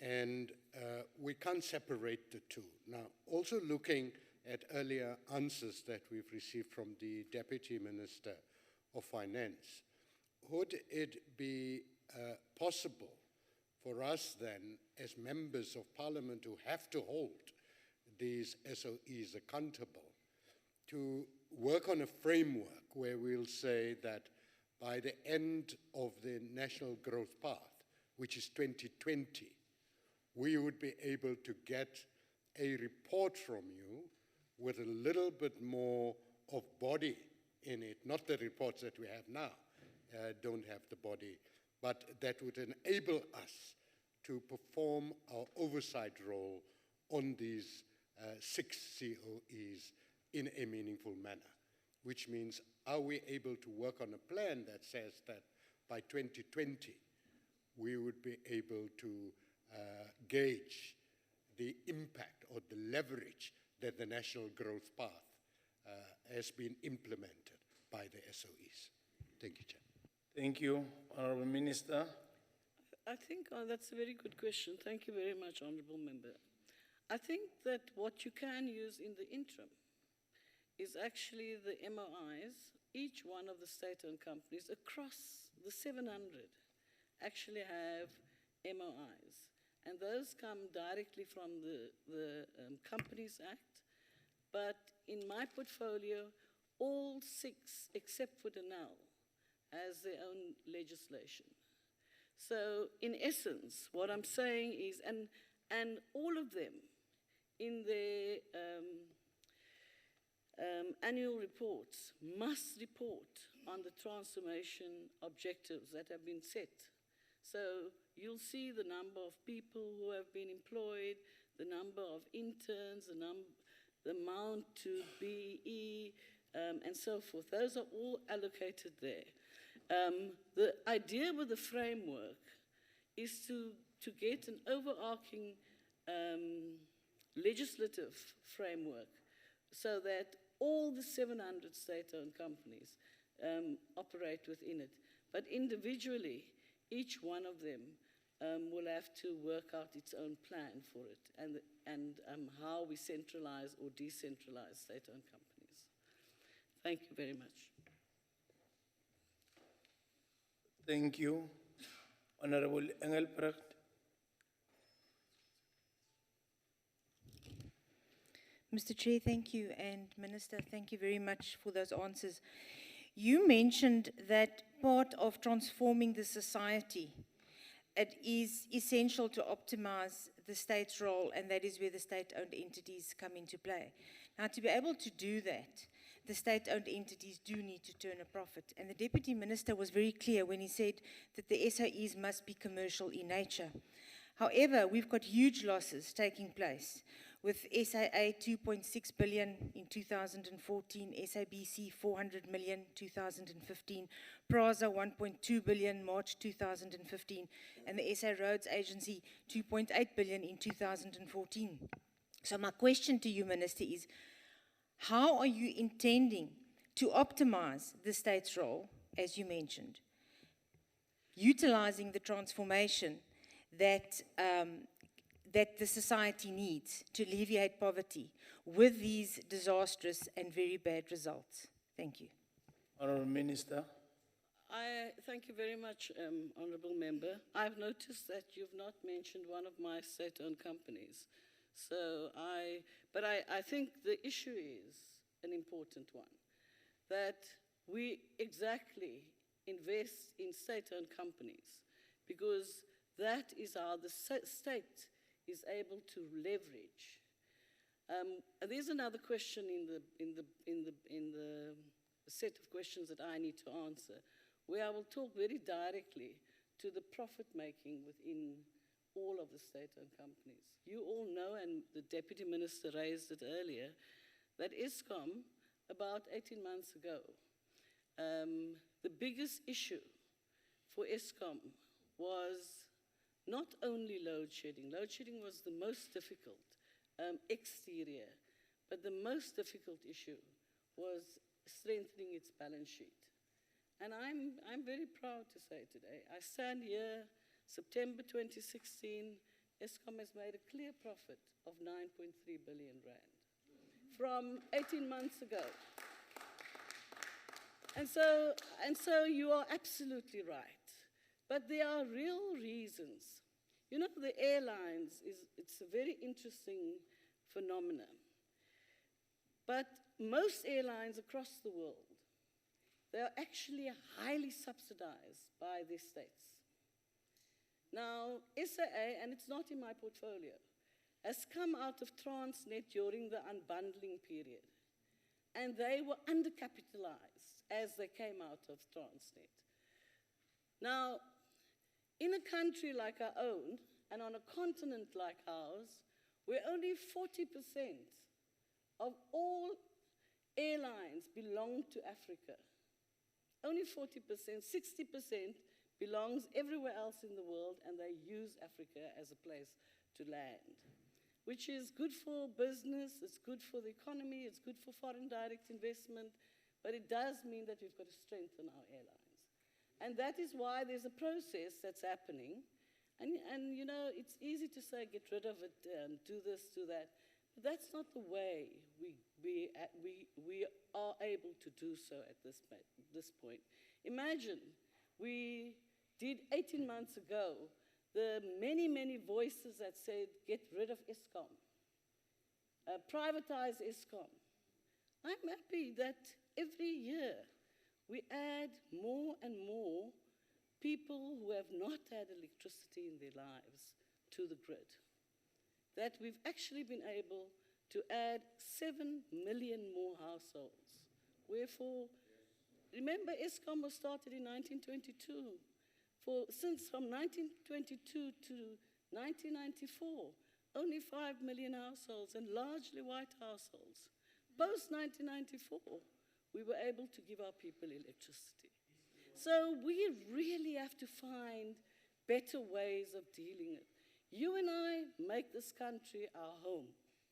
We better work on it together so that it is good for our children and our grandchildren and our great-grandchildren.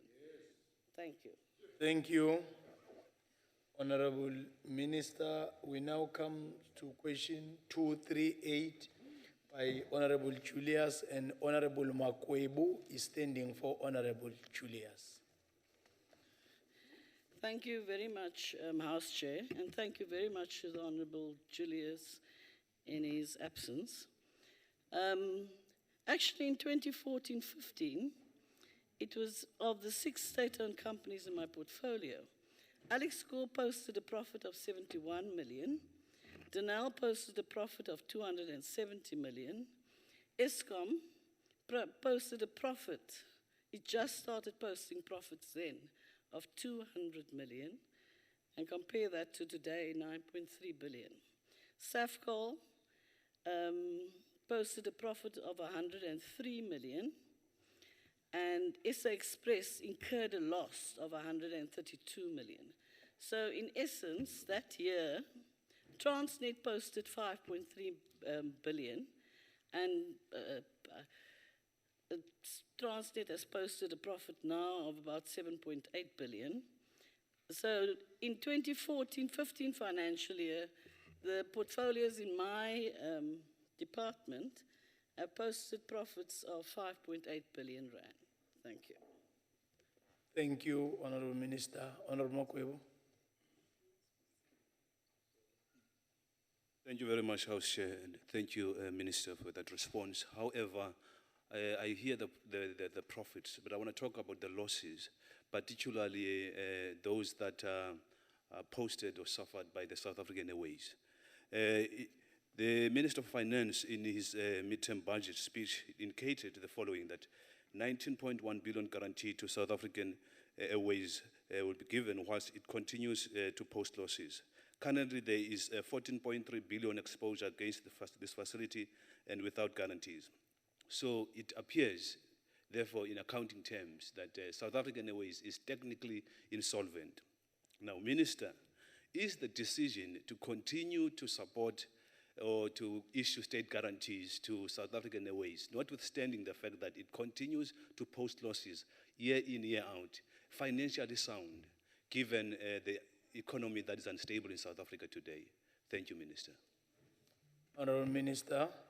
House Chair, SA Airways is not in my portfolio, and I therefore can't make comment on it. What I would like to say, though, it's in Treasury's portfolio, but there is a process that has been announced publicly, and the Deputy Minister just earlier has spoken to it, where we will look at the state-owned companies, the airlines in our portfolios.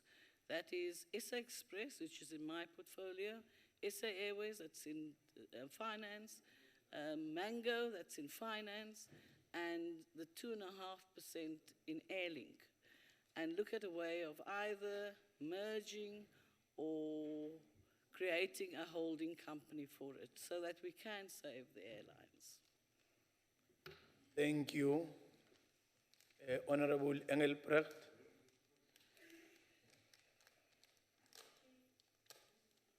Mr. Chair, thank you. Minister, thank you very much. You've been discussing the optimization of the state's role, and it is very important, as has been said, to make a profit. However, there have been several statements made by CEOs and COOs and other important governmental officials that it's not important for a state-owned entity to make a profit, but only to deliver goods, and that profit is secondary to delivering goods. My question to you is regarding that specific statement. What is your feeling on that? And then, in terms of that, the CEOs and COs that we have that are earning these huge, huge salaries, which obviously also then affect the profit of some of these state-owned entities. And what will be done differently, in your view, to sustain those extreme losses in terms of salaries, and then in terms of that statement with not having to make a profit? Can I be protected, Chair? Honourable Engelbrecht, that is what, order members, your follow-up question, it's exactly like question 213. It's the very same question, exactly like the one that you are asking as a follow-up. So that is why I'm appealing to all of you that let us be alert so that we are able to be more relevant when dealing with supplementary questions. Honourable Engelbrecht, I can give the Minister an opportunity to comment. I'll give it to the Minister, don't worry. I'm just alerting you to what is in front of us. The one by Mtimunye is dealing exactly with what you are raising. The second part, Chairperson, does deal exactly with what I'll raise later. But the first part is the SOCs have both a developmental and a commercial objective. And therefore, it must be commercially strong, i.e. it must be able to make business and be profitable and have a solid bank statements in order for it to meet the developmental objectives. So that's my view on that personally. Thank you. Honourable Minister, we now come to question 212, asked by Honourable Ntebe.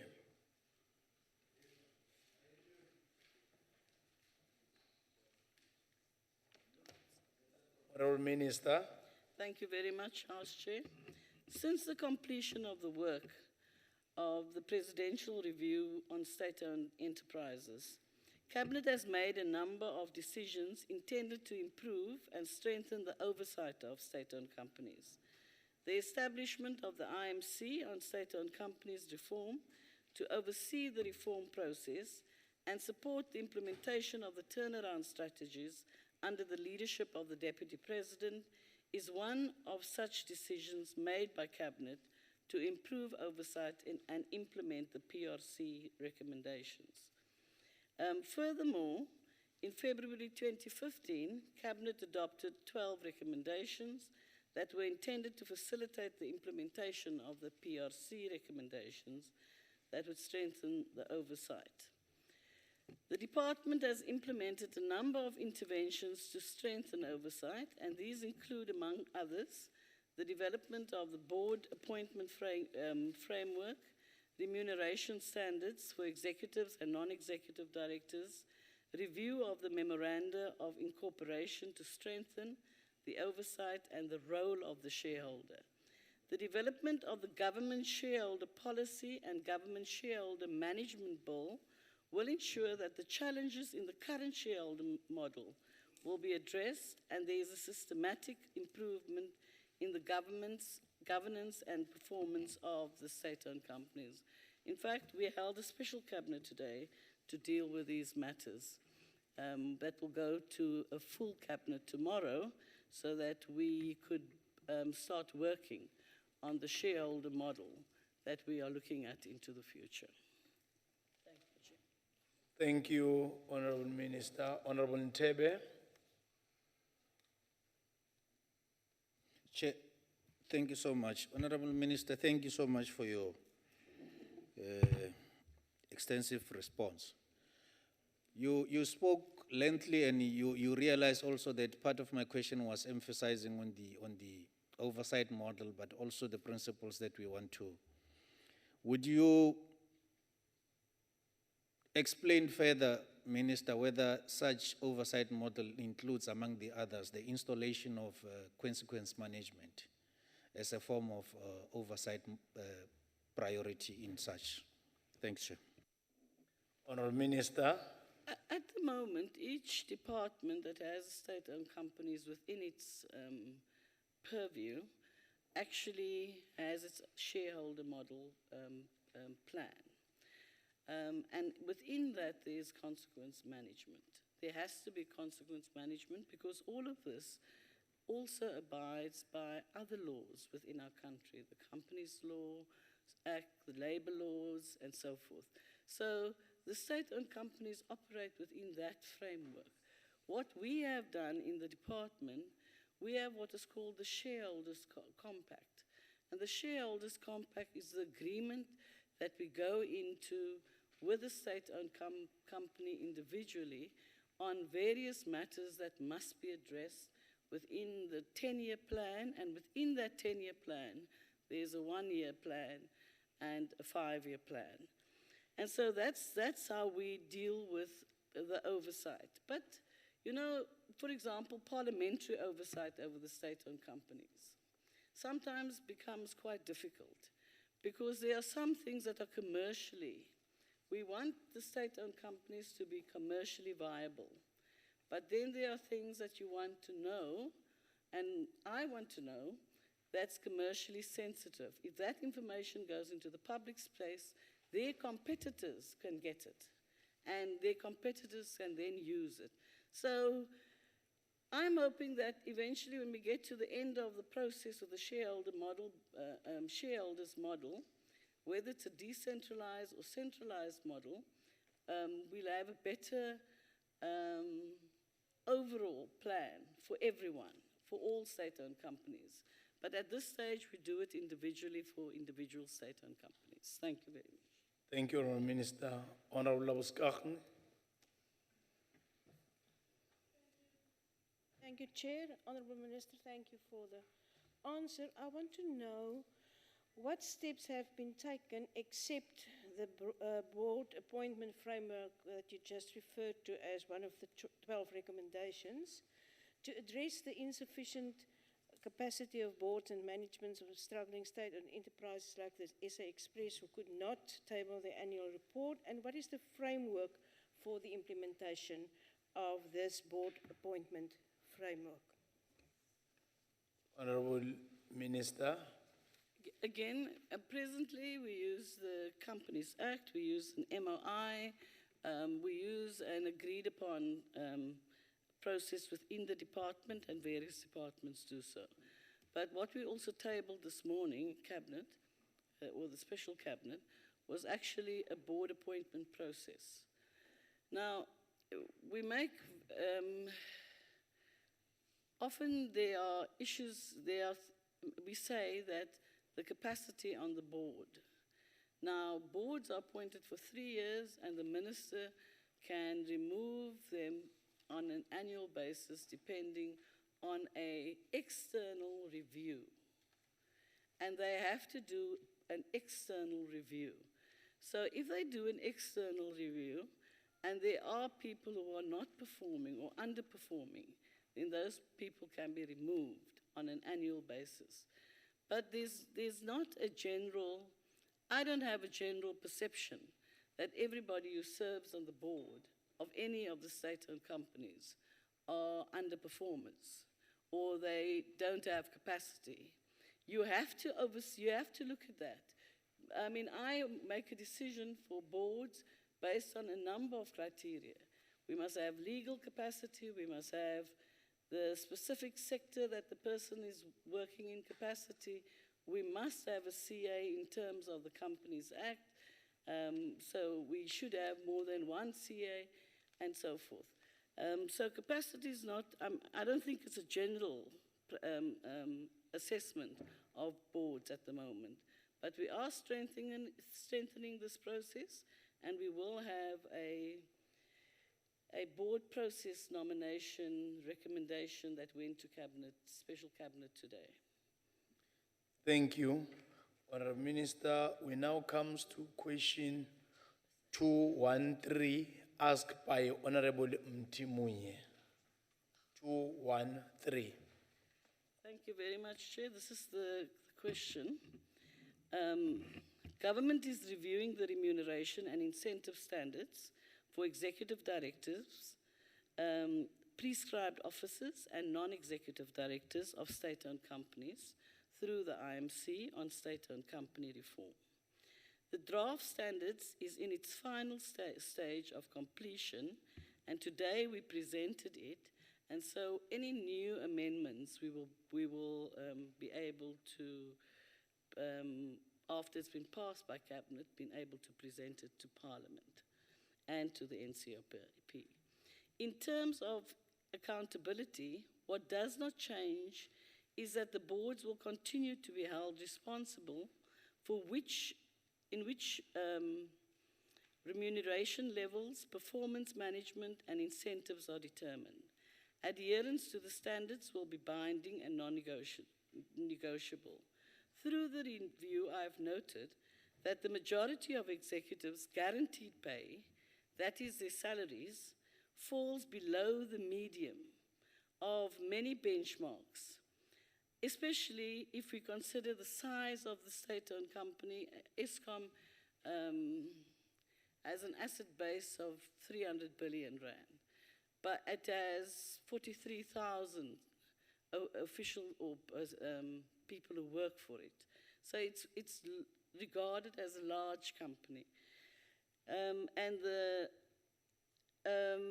the salaries are below what other large companies are paying. I think we've got a bit of a mantra that state-owned company CEOs are earning so much money and so forth and so forth. However, to assist in determining guaranteed pay, the standards will have criteria, and that criteria will deal with sizing of SOCs and clear guidance on benchmarking. There'll be total cost to company, will be fixed portion of the salary consisting of guaranteed pay, which is inclusive of benefits. The portion of guaranteed pay that constitutes benefits to an incumbent must be fully disclosed, such as medical aid and pension. However, a sign-on bonus or retention bonus falls outside of conventional beliefs and will require the shareholders' prior approval. That is, for bonuses, they will have to come to the shareholder, and the shareholder would be the shareholder department. In my case, it would be me. In SAA's case, it would be the Minister of Finance. The standards will be binding on the SOCs with a set of principles to show transparently how the payments of short and long-term incentives are linked to the SOC overall performances. The achievement of gatekeepers such as compact targets and unqualified audit and conditions of guarantees will be non-negotiable for the payment of incentives. And all of that sits within the remuneration policy that we are getting through, that we're going to get passed through cabinet so that we can bring it to the board, to the portfolio committees. Thank you, Honorable Minister. Honorable Mtimye. Thank you, Chair. Honorable House Chair, through you, if the Minister could indicate whether the same review will apply across the board, meaning to provincial entities and local state entities. Thank you, Honorable Minister. Thank you very much, Honourable House Chair. At this stage, it will only apply to what's called Schedule 2, Schedule 3, A and B, state-owned companies.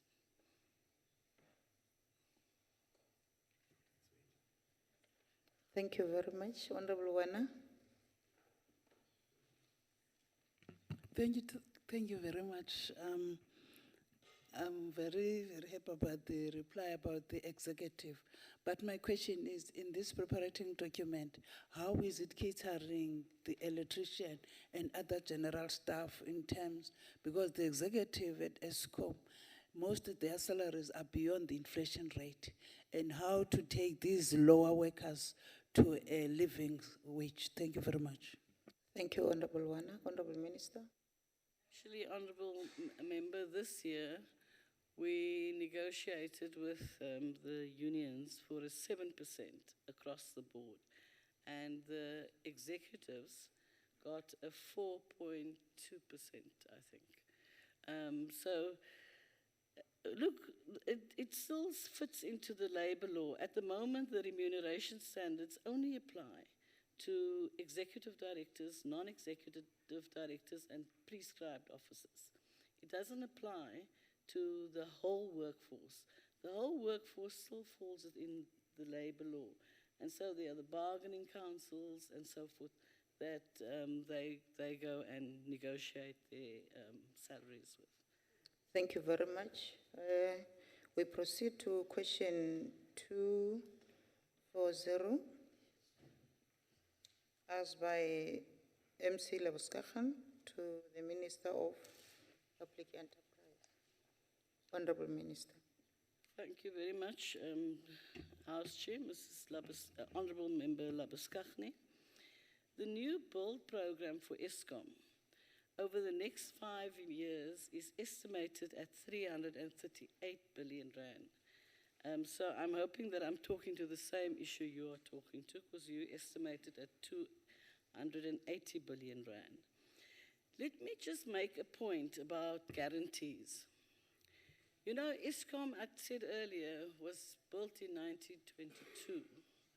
In the 22 years of a democratic government, Eskom has had guarantees, and it's never defaulted, never ever defaulted on a single guarantee. And all a guarantee does, it actually is a guarantee from the state, so it's not a bailout. It's not money that the state gives them. It's actually just saying, look, Eskom is a state-owned company, and if anything happens, we will fund that project. And I wanted to make, because there's often an issue that the guarantees and the bailouts are the same things. They're not. The new build program will be 338 billion over the next 5 years. Government has provided 350 billion in guarantees. So that's what Eskom has to trade with. And it's specifically for the new build program.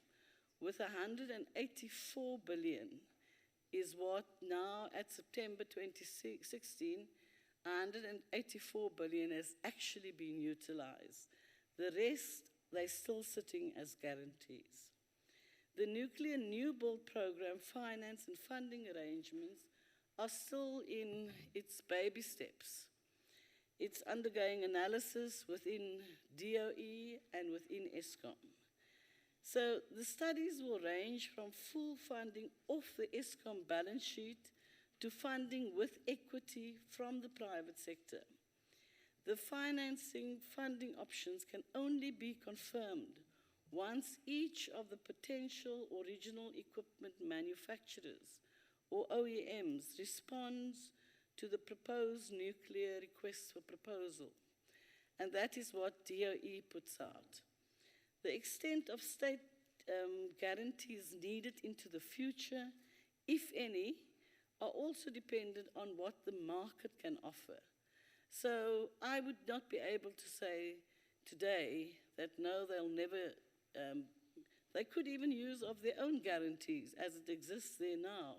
There's still about 150 billion rand left in state guarantees that sits in Eskom. But I mean, no, I can't give you an absolute that we will never, Eskom will never use guarantees. I might not even be around anymore. Thank you very much. Thank you, Honorable Minister. Honorable Labuskagan, do you have a follow-up question? Thank you very much, and thank you, Minister, for the comprehensive answer. And yes, it's very important that you make the difference between bailouts and guarantees, which we understand.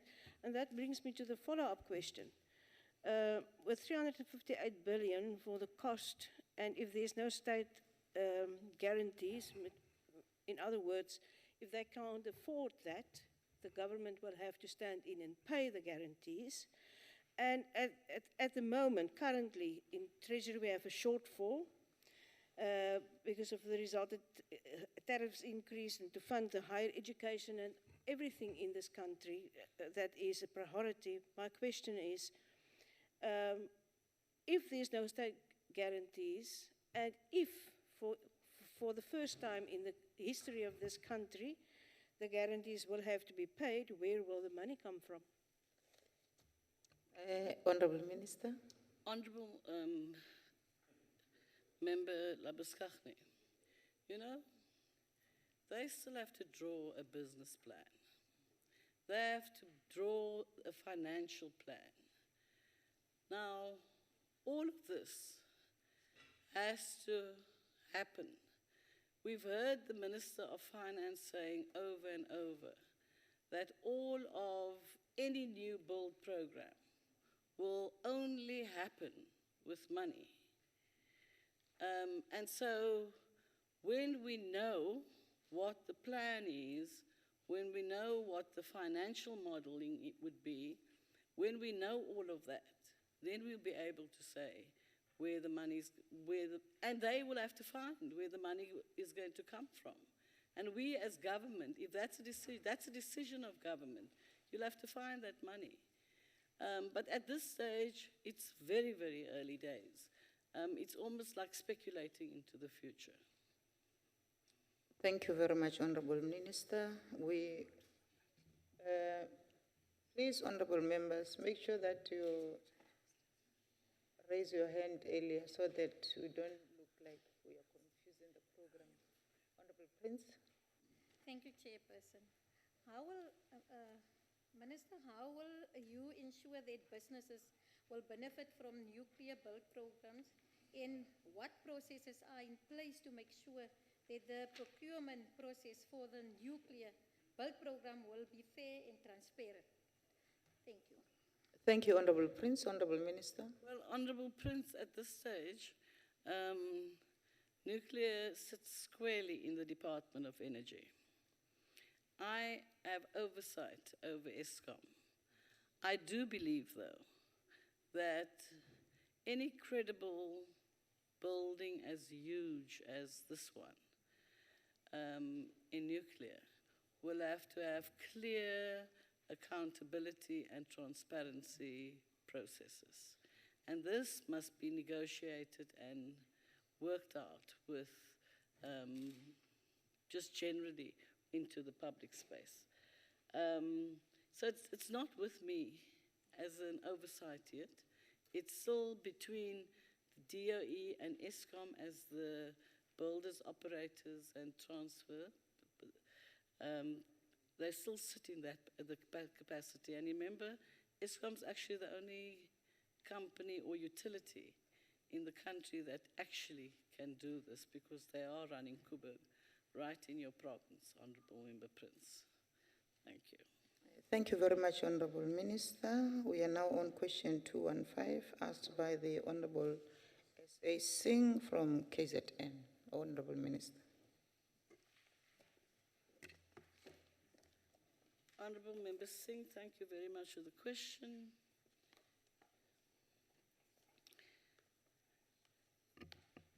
The reason for no load shedding, look, independent power producers play a role.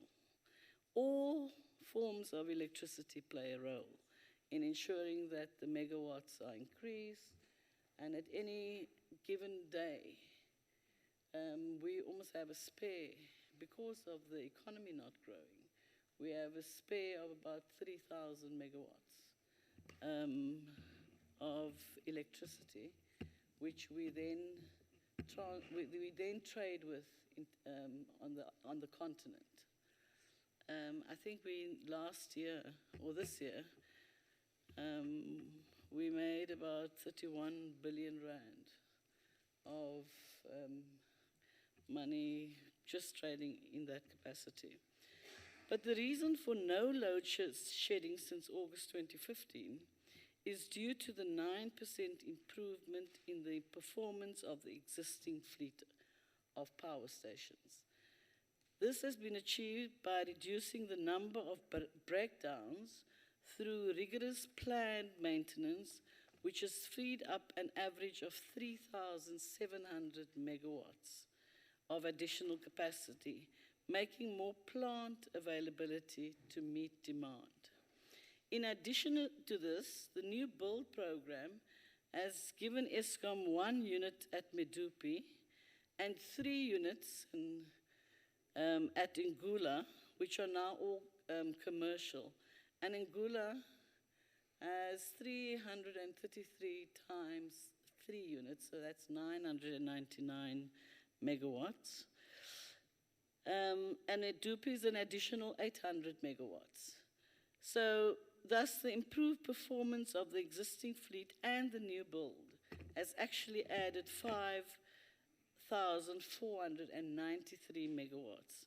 As much as Eskom utilizes all the self-dispatched renewables, it does not rely on them at peak demand. You know, that's in the mornings and at night, because if the sun doesn't shine, and because we don't have storage, we can't do storage yet, we can't use it during the peaking times. For instance, on the 22nd of October, the peak demand was 28,444 megawatt, and Eskom's availability was 31,518 megawatt, meaning that Eskom had an excess of 10% additional capacity available to meet demand. At this time, renewable energy supplied 912 megawatt at that particular time. Even without renewables of 912, Eskom would have been able to meet a peak without load shedding.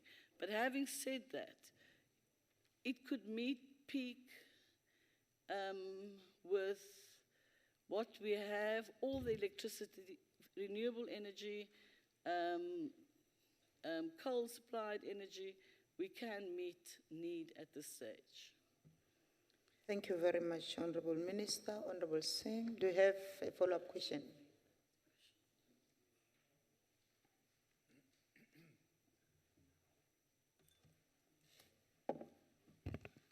Thank you, Chair. Chair, I'm happy with the answer that the Minister has given us. I've got no follow-up question.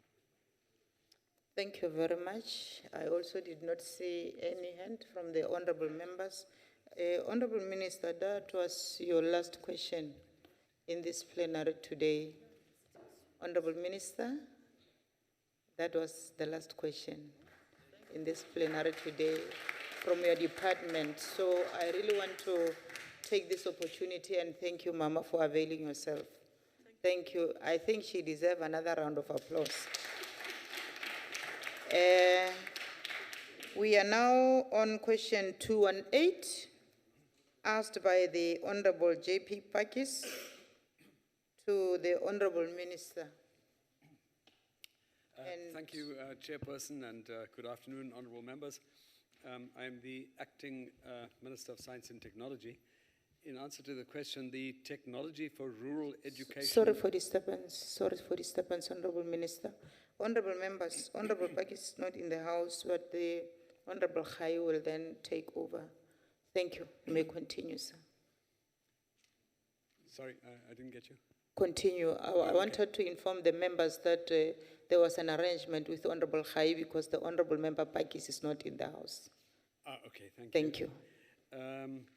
This Technology for Rural Education and Development project, which is known as Tech for Red, is experimental with the objective of testing how the introduction of new technologies and/or technologies that have been tested in other schooling contexts can contribute to improve the quality of teaching and learning in a rural school environment.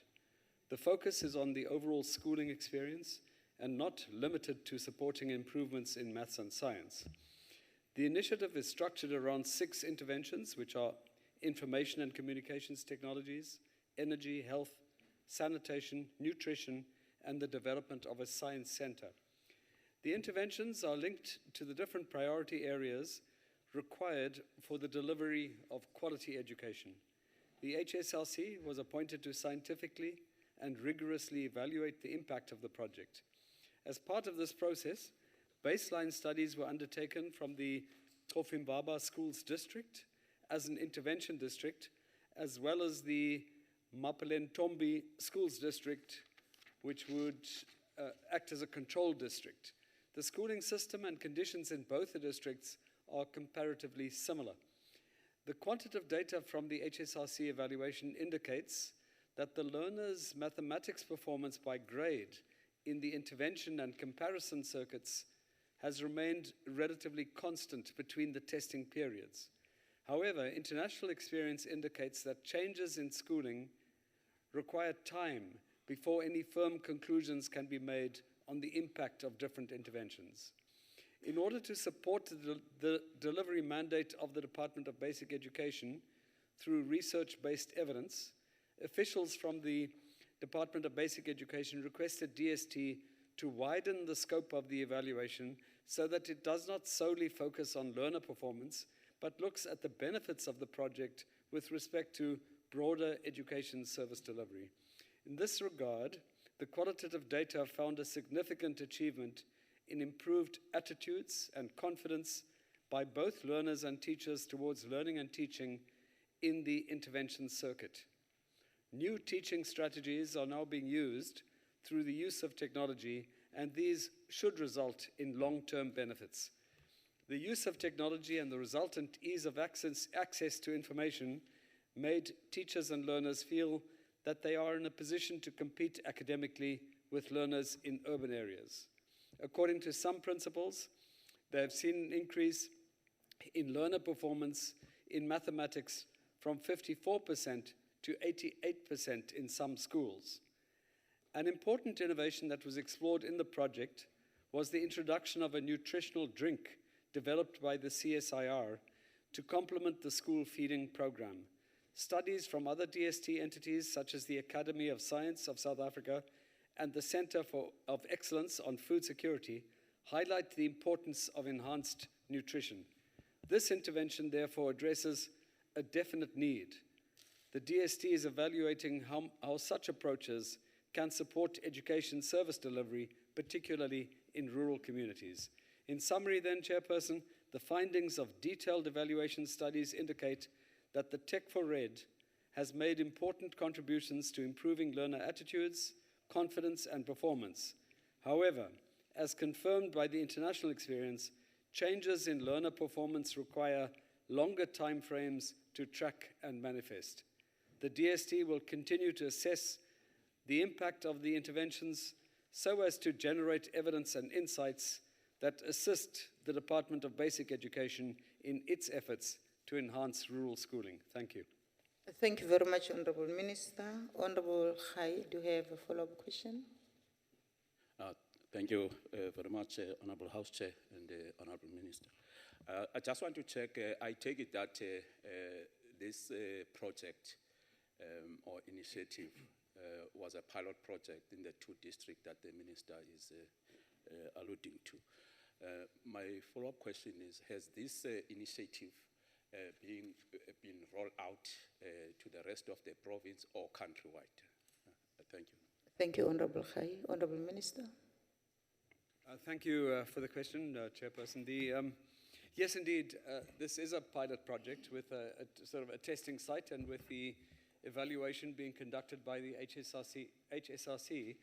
And the intention is to learn from it and to see what are the interventions that actually make a difference. So it's not just purely about the learning component, but it's about conditions at schools as well, knowing that some of the challenges in rural areas are quite formidable. So that's why, as I said right in the beginning, it includes energy interventions, health interventions. So the learnings will be incremental. I'm not sure whether any of the learnings have yet been taken out on scale. Certainly, as one has sufficient confidence that a particular intervention, whether it's a renewable energy format at a school or whether it's the nutrition drink that I spoke about, as soon as there's sufficient evidence that this is addressing a particular need, then it will be taken up by the Department of Basic Education and expanded and introduced into other areas. Thank you. Thank you very much, honorable members. Honorable Minister, thank you. Honorable members, we were supposed to deal with question 218. However, the department, 219, the department is saying it does not fall into their department, so they will redirect the question to the relevant department.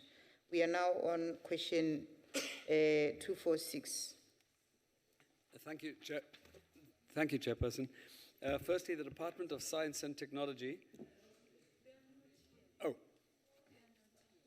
Oh, thank you very much. Thank you very much. Hey, we are moving very fast. The Honorable Member Mokwele is not in the house and she did not arrange with anybody.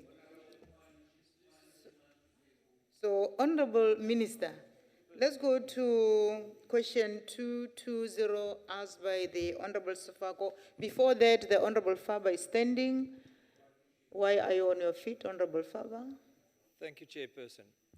Chairperson, as you know, Minister Hanekom is also the Minister of, or Deputy Minister of our portfolio on tourism, and I believe he's most competent on that portfolio.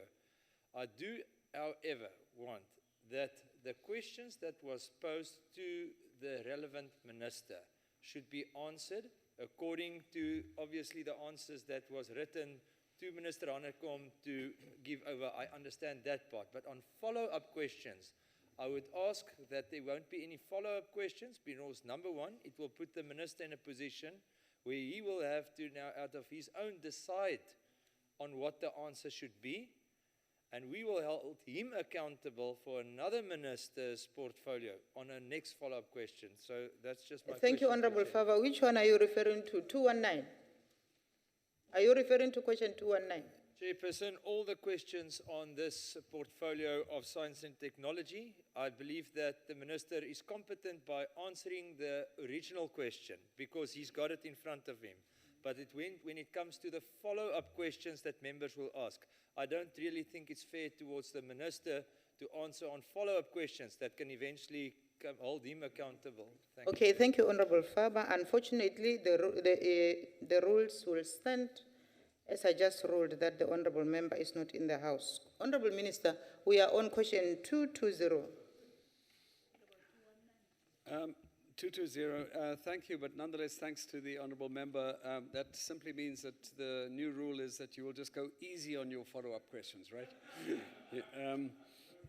The Department of Science and Technology has been engaging with universities to strengthen and mainstream Indigenous knowledge, research and development We now have a Bachelor of Indigenous Knowledge Systems and Honours, Masters and PhD programs in Indigenous Knowledge Systems that have been established at the universities of the Northwest, Venda and Limpopo. Under the South African Research Chairs Initiative, we have established 2 IKS research chairs in traditional medicines and knowledge system studies at the University of KwaZulu-Natal and the Walter Sisulu University. Knowledge generation and capacitated students are a core output of this effort. Further, the department has developed the accreditation and certification regulatory framework to provide for the validation of knowledge and to regulate the practice of Indigenous knowledge holders and practitioners who fall outside the formal educational sector. In addition, the implementation of the National Recordal System Initiative ensures the protection of Indigenous knowledge via its documentation in collaboration with communities. Within the Technology Innovation Branch, the department is supporting 20 Indigenous knowledge bio-innovation projects through 5 research platforms, which support IK holders, Indigenous knowledge holders, and their communities. There is further support of IK agro-processing through the Technology Innovation Agency, and some of the products from these projects, including some yogurts and some flavorants for noodles, are commercially available now, and there is a pipeline of other products that are nearing commercialization.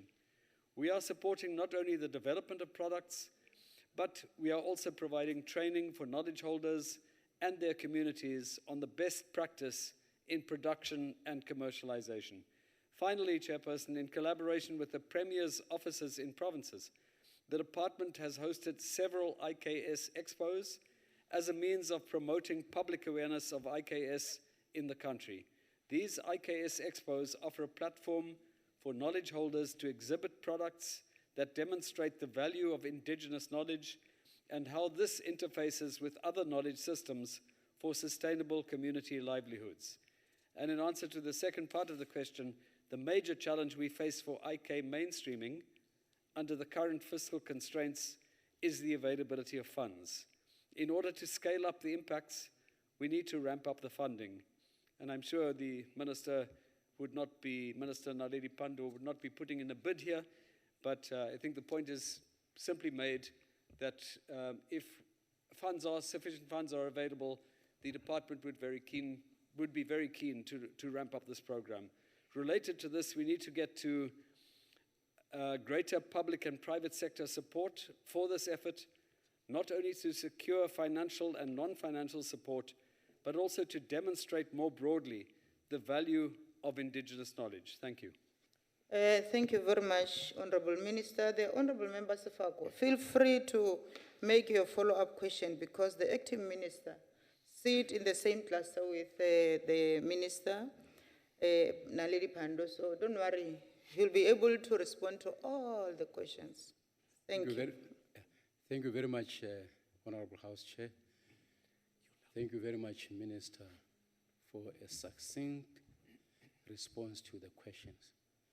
However, there's a follow-up. Has the mainstreaming of Indigenous knowledge taken into considerations the language issue, particularly in case where the English language fails to accommodate Indigenous names for certain places or items? If not, why not? If yes, what are the relevant details? Thank you very much. Thank you, Honorable Sefako. Honorable Minister. If not, why not? If yes, what are the relevant details?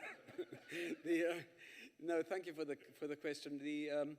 I think the first and foremost, what the effort is here is to recognize the fact that communities hold knowledge of plants, hold knowledge of systems, and it's precious knowledge, and that knowledge has value. So the first thing is recognize that knowledge, try to extract it, try to create a formula that will allow the knowledge holders to benefit from it. On the language question, I mean, that gets a bit complicated, and the place naming is not the domain of the Department of Science and Technology, it is the domain of the Department of Arts and Culture. Some of the indigenous knowledge, and it gets complicated sometimes, the Hoodia plant, some of you will be aware of it. The indigenous knowledge holder was seen as the San community, but at the same time, you know, this is an indigenous knowledge that was held by the Nama community as well. And they don't necessarily speak the same language. So we should separate the two issues for the moment. To say there's very important knowledge that local communities hold. Let's extract that knowledge, let's build on it. Let's treat this as a science for that matter. And this is exactly what the Department of Science and Technology is doing. I must tell you that the DST is actually a trailblazer in this regard and has now become a world leader in this regard. Thank you. Thank you, Honorable Minister. We are on question 221 asked by the Honorable Singh. Honorable Minister. Is that next question? Yes. Thank you, Chairperson. The development and delivery of the school curriculum are, as you all know, the competencies of the Department of Basic Education, together with provincial departments of education. The Department of Science and Technology is responsible for science engagement, which seeks to develop a society that is knowledgeable about science, scientifically literate, and critically engages with scientific issues. Moreover, science engagement has some benefits for mathematics, science, and technology education, MST as we call it. The DST support for MST education is driven by science engagement and happens within the collaboration agreement signed by the two departments in 2004. That's when I was still in science and technology, you know, a long time ago, before some of you were born. In order to provide a structured science engagement-based support for mathematics, science, and technology education, the DST adopted a framework for supporting basic education in 2014. The framework promotes 4 approaches to enhance the development of a positive attitude to science among learners. The 4 approaches are evidence-based, informed by international research in mathematics and science education. Firstly, the DST promotes the use of informal learning spaces such as science centers, botanical gardens, and zoological gardens in the teaching and learning of mathematics, science, and technology. In this regard, the DST supports 34 science centers in the country, which mainly use hands-on science exhibits. Such exhibits are directly or indirectly linked to some curriculum-based scientific and mathematical concepts, thereby helping learners and educators to understand the concepts in a more practical way. School visits are also accommodated in research and related facilities that are part of the DST entities. Secondly, one of the factors attributed to declining interest in mathematics and science is said to be learners' perception that the teaching and learning of these areas are boring and rigid due to lack of real-world examples. Against this background, the DST, through its entities, produce and distribute complementary learning materials. The materials are mainly based on the DST priority areas, and their content is informed by the curriculum assessment policy statements, in inverted comma caps, because I don't want to repeat it each time. For example, the astronomy priority area is used to enhance the CAPS topic on planet Earth for natural science in the intermediate phase, while paleoscience has relevance to the human evolution topic in life sciences for grade 12s. Thirdly, the DST supports 16 science, technology, engineering, mathematics, and innovation Olympiads and competitions as a way of creating space for learners to extend mathematics and science knowledge gained from formal classroom learning.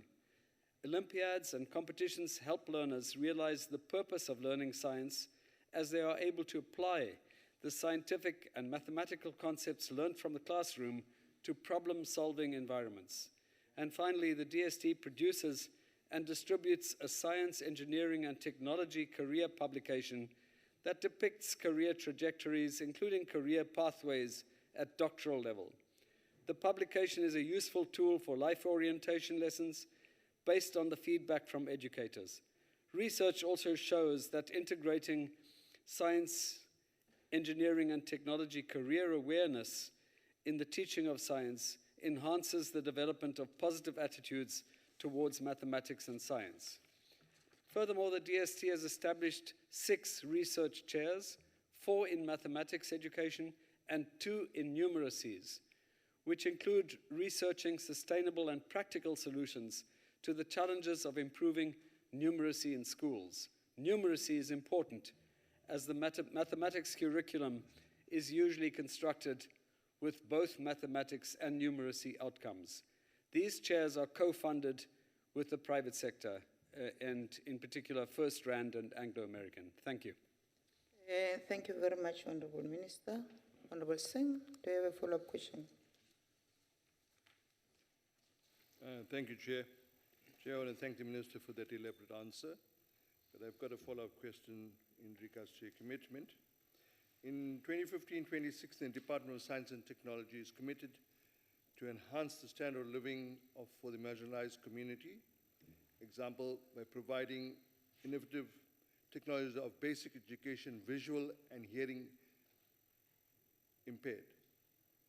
Does this commitment form part of the mainstream technology, science and technology within the school curriculum? Thank you, Honorable Singh. Honorable Minister. I don't know if I fully heard the question. It's something to do with the support to visually and hearing impaired children at schools. There's a very important component of the CSIR called the Maraka Institute, and it focuses on ICT, but it has done a lot of work to facilitate learning for people with disabilities using technologies, and other components of the CSIR are doing work in that regard as well.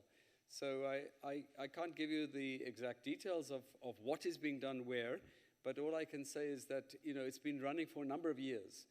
And in particular, it's in the Maraka Institute, it's using ICTs as a tool to assist people with physical disabilities of various kinds. Thank you. Thank you very much, Honorable Minister. We are moving to question 222, asked by the Honorable Member Mlambo from Gauteng Province. Over to you, Honorable Minister. Thank you, Chairperson. If South Africa is to successfully transition to a more knowledge-based economy, it is necessary to capacitate our citizens to participate meaningfully in such an economy and to take advantage of the opportunities it would afford. Key to this is the establishment of innovation-enabling ecosystems. To this end, the Department of Science and Technology has implemented a number of initiatives that aim to strengthen provincial and rural innovation and production systems through analysis and catalytic interventions. These include ongoing engagements with various provincial and other subnational government departments and stakeholders in an attempt to ensure that the science, technology, and innovation strategies, policies, and interventions are aligned with those at national level.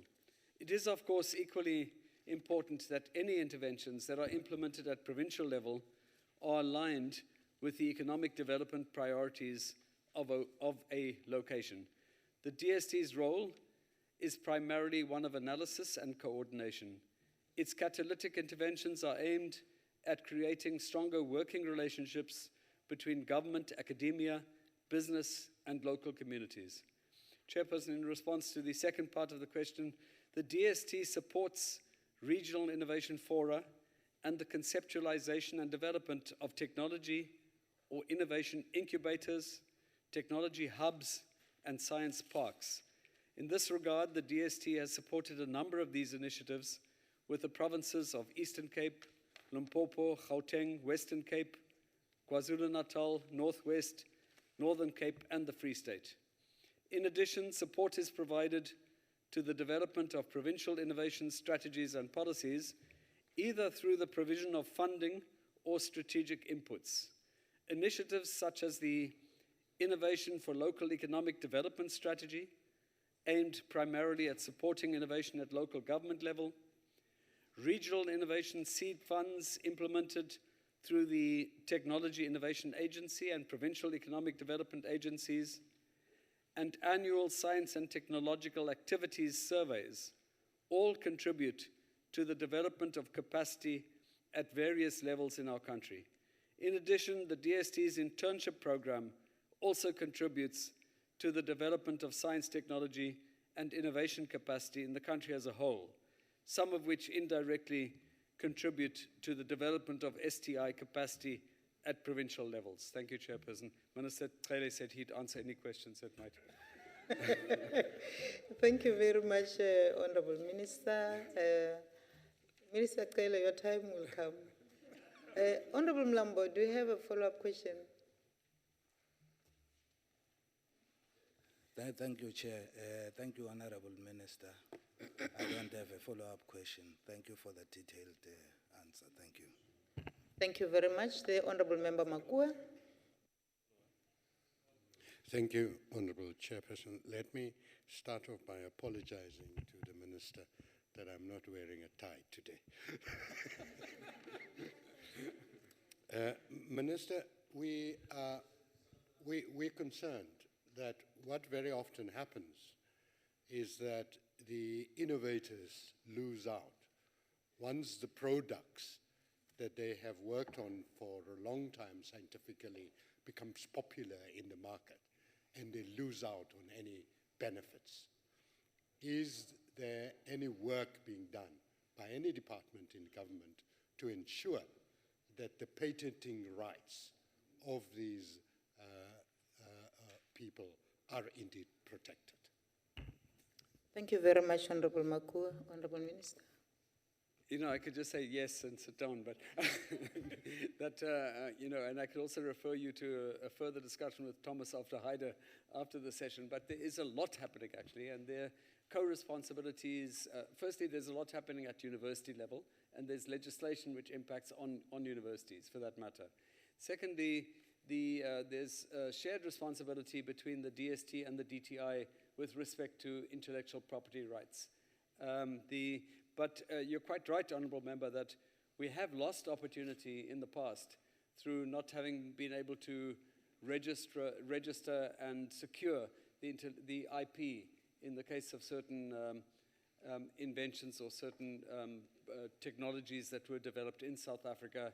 And I think the onus is on us is to not only to ensure that we have an effective IP regime operating in our country, but also that we can take it to the next step, the innovation step of translating the discovery or the research into a commercially valuable product. And so obviously that requires innovation funds very often. We have something called the Technology Innovation Agency, which even helps at an early stage, where it's not that clear that it's necessarily going to be successful, but that there is early stage support for innovations that could lead to success at a later stage.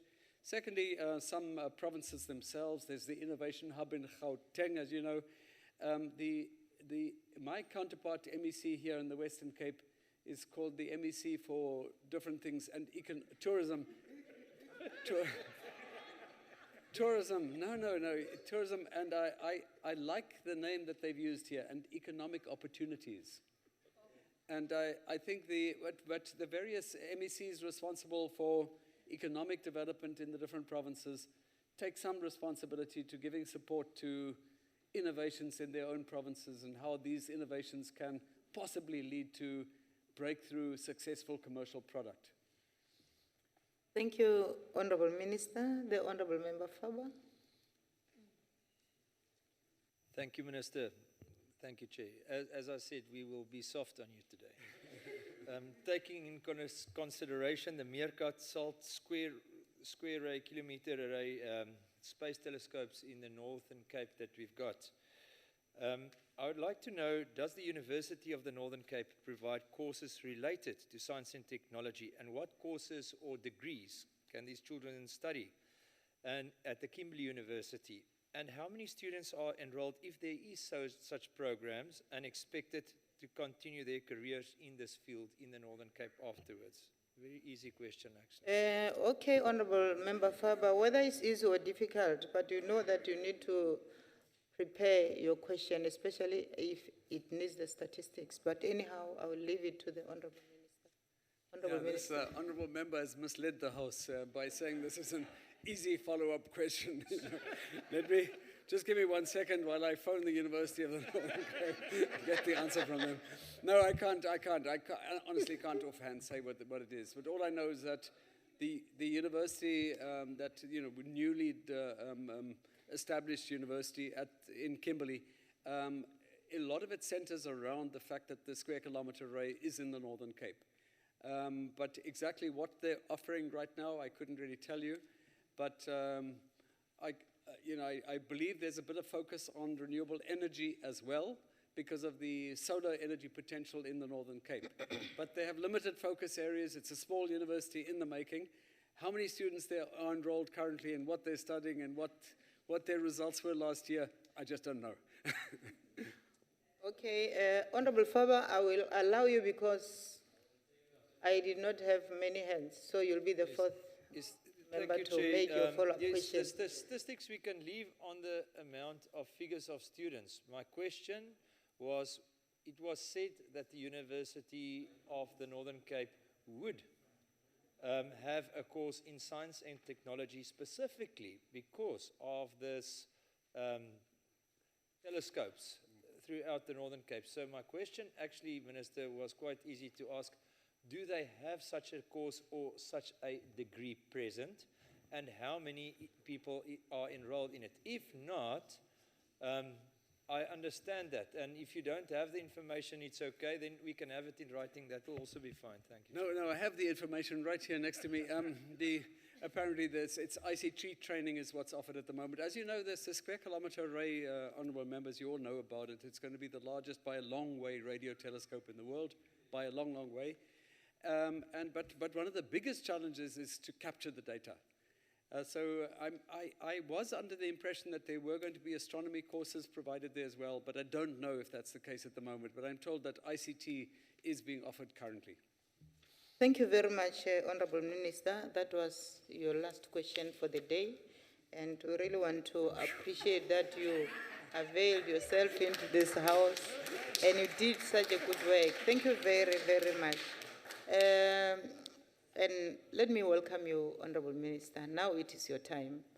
We are on question 107, asked by the Honorable Nyambi. Over to you. Thank you, Honorable Chair, honorable members. The Constitutional Court judgment in the matter between Electoral Commission versus Slop and others, which was delivered on the 4th of June 2016, originated in a by-election in Tlogwe local municipality. The case essentially concerned the obligation of the IEC in respect to national common voters' roll and the objecting of recording sufficient particularities, especially the available voters' physical addresses for the purposes of elections. Legislatively, the role of providing physical addresses for informal settlement lies with the municipalities that govern a given geographic area. However, the South African Post Office has taken the role of addressing rural addresses and on the main has been consistently providing over 1 million new addresses every year since 1999. SAPO over the years have attempted to assist municipalities in addressing the informal settlement. Initially, there was some problem with this. In the first instance, this involved providing free street letter boxes as enjoined by the Postal Act when individuals do not possess physical addresses. Attempts initially were made to do physical addresses in the dwellings which are in the informal settlement in anticipation that municipalities will actually come up with proclamation. However, that proved less than satisfactory solution at that time, as dwellings were uprooted when the owner required to move elsewhere because these were informal dwellings. The Constitutional Court ruling, while not specifically dealing with matters of postal items, as asked by the member, does demonstrate the importance of addressing the physical addresses. Generally speaking, between the provision of free letterboxes and physical address system in rural area, SAPO has been able to maintain satisfactory delivery of the postal services to these communities. Honorable members, just last year as an example, we as a early this year, in April this year, we augmented the program of rolling out these physical and postal addresses by giving additional 50 million to SAPO. SAPO's target is to have 4.4 million addresses in these rural and informal settlements. To date, 781,921,000 addresses have already been rolled out, and the balance of the 3.6 is expected to be completed by end of December next year. Lastly, in addition, the newly adopted integrated national ICT policy white paper is proposing new address system, particularly for those areas in rural area and informal settlement, using the SABC Sense Standard 1883. In short, members, this is a system where we provide a 6-digit allocation of a physical address of 6 digits to each and every according to the geographic information. The first 2 digits are just saying, this is village number so and so, now village number 23. And the next 2 digits will do the allocation of household. This is household number so and so in village number so and so. And then the last 2 digits is identify specific dwelling, because sometimes you've got bigger homestead or informal settlement, you may find one plot with 5 families. So there's a system we're going to try and roll out as we develop funds to ensure that everyone eventually has got a physical address in South Africa. I thank you very much. Thank you very much, Honorable Minister. Honorable Nyambi, do you have a follow-up question?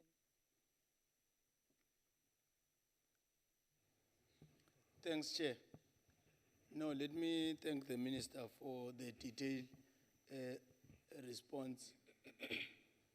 Minister, as the House that represents the interest of provinces, we can highly appreciate if from time to time, if you are rolling a program, to make us to be aware, because in this House we are coming from different provinces, so that we can monitor and make sure that come December, the balance of those people that are still outside the 700,000 are going to be part of the entire program. Thank you. Thank you, Honorable Nyambi. Honorable Minister, do you want to comment? Thank you, Honorable Nyami. If I can just tell you now, the progress as of now, in Northern Cape, out of 54,000, 6,800 have already been rolled out. In Free State, out of 73, they are a little bit slow here. We'll be monitoring them.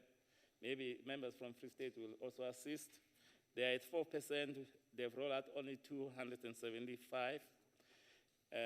Gauteng, they were supposed to have 38,000. They've not rolled out yet, but they can be quick in Gauteng to do it. And a lot of progress has been made in Northwest. They're at 28.8%, having rolled out 154,000 out of 500,000. In Mpumalanga, they've also made some progress. They've rolled out 67,000 out of about 600,000, which is about 11%. Eastern Cape, they've not started, but I'm sure they'll also start at some stage. I've got a keen interest because Eastern Cape is one of those rural provinces. My own province is also still lagging behind. They are at 3.1%. They've rolled out 30,000 these addresses. And lastly, in Limpopo, they've really made a significant progress, 38%. So we will have some changes as we go on, as we get more resources, and more so as we implement the new policy. Thank you very much. Thank you very much, Honorable Minister. I'm happy that Limpopo is working. But the honorable members did not clap their hands. Ah, okay, thank you very much. Honorable members, we are now moving to question 119 because there was no arrangement made on question 245 as asked by the Honorable Connie. So Minister, if you can take us through on question 119 asked by the Honorable Motara. 199, thank you, Chief Whip. Thank you for that. The question is about the question is about data. Okay. Yeah, I expect that is from a young person. Honorable members, this is quite a critical question because over the years we've been saying that the costs to communicate are relatively high in South Africa. Even during the days of Mandela, the days of President Mbeki, and now Zuma. But a range of regulatory interventions have been implemented in the past few years to reduce the cost to communicate. This includes the implementation of call termination regulations, which saw the cost of voice calls drastically reduced. So it's very cheap now to do the voice calls, but the data is still relatively high. In addition, ICASA has issued the end-user shutter subscriber regulation in April this year, which are aimed at addressing issues of bill shocks and ensuring that there is greater transparency with regards to the prepaid data packages and roaming billing. These regulations were published as a direct response from the policy direction I issued last year about transparency pricing. So ICASA is doing some work on it. In addition, since last year also, we started engaging the public and these operators when we first proposed the policy on reducing the data cost. But what came out from the operators, because they have to write first to us formal responses, they were saying, no, these are normal. They are not expensive. But the public was complaining, which then led to me earlier this year in March, on the 4th of March, to issue another policy direction to ICASA to do a markets review study on the competition side of on the broadband market, particularly whether there is sufficient competition, so that they can also advise me what regulation needs to be put in place. The ICASA, or the regulator, is busy with that study at the moment, and we hope that by end of next year, of March of this financial year, we should have that information, because there is quite a lot of pressure that we must really reduce the cost of data. Lastly, Chairperson, since 2013, we've been also engaging the public, and this thing on the new policy, integrated ICT policy. Most of the inputs were on this, also on this high data costs. This policy, which we have adopted on the 28th of September, is creating an enabling environment to drive down the cost to communicate. For instance, on the infrastructure side, we are having various interventions. We're talking about open access networks, so that it can reach everybody, but also if people share the network, they don't have to put much money to invest, because they pass it to us as consumers eventually. So the open access network is one of those key instruments we're going to be using going forward. The second one is the rapid deployment policy and the spectrum policy. The rapid deployment policy, basically, we're trying to help the operators. The bulk of the cost is to get the permission to lay down the infrastructure. It contributes significantly to this cost. So now we're streamlining. We're working with municipalities to streamline the approvals and the environmental impact. If there's already pipes there, those pipes must be shared. We don't have to dig another one. So that will reduce quite a lot of cost to the operators. And we have been speaking to ICASA that they must monitor also that they pass those savings also to the consumers. I think I've already spoken about the spectrum policy. Those are the measures, basically, we're trying to put, and we're looking forward to the outcome of the study which is currently being done by the regulator to ensure that there is competition. The new policy, lastly, Chairperson, is proposing that we should encourage new entrants. We should actually move away from the competition on infrastructure to competition on services, because that's where, if we're getting more players, currently there are only 6 licensees. If you can get more licensees, even the small and emerging services, there'll be effective competition and the price will drop. And we know whenever there's competition, the price comes down. Thank you very much. Thank you very much, Honorable Minister. Do you have a follow-up question? Thank you, House Chair. Thank you, Minister. In your response, you addressed some of the pertinent issues that we know, for example, the new entrants into the market and the role that government must play in expanding infrastructure and also reducing red tape. But over and above your internal process of using ICASA to look at the players in the industry, have you looked perhaps at using the Competition Commission to look if there is any collusion amongst the big industry, the big 6, to keep prices as high as they are? Because if there's only 6 that offer the service to millions of South Africans, the price doesn't vary much between all of them. The difference might be 5 rand here, but you pay it somewhere else in a different service. But they are able to come together, agree on who offers what, and their prices are very, very similar.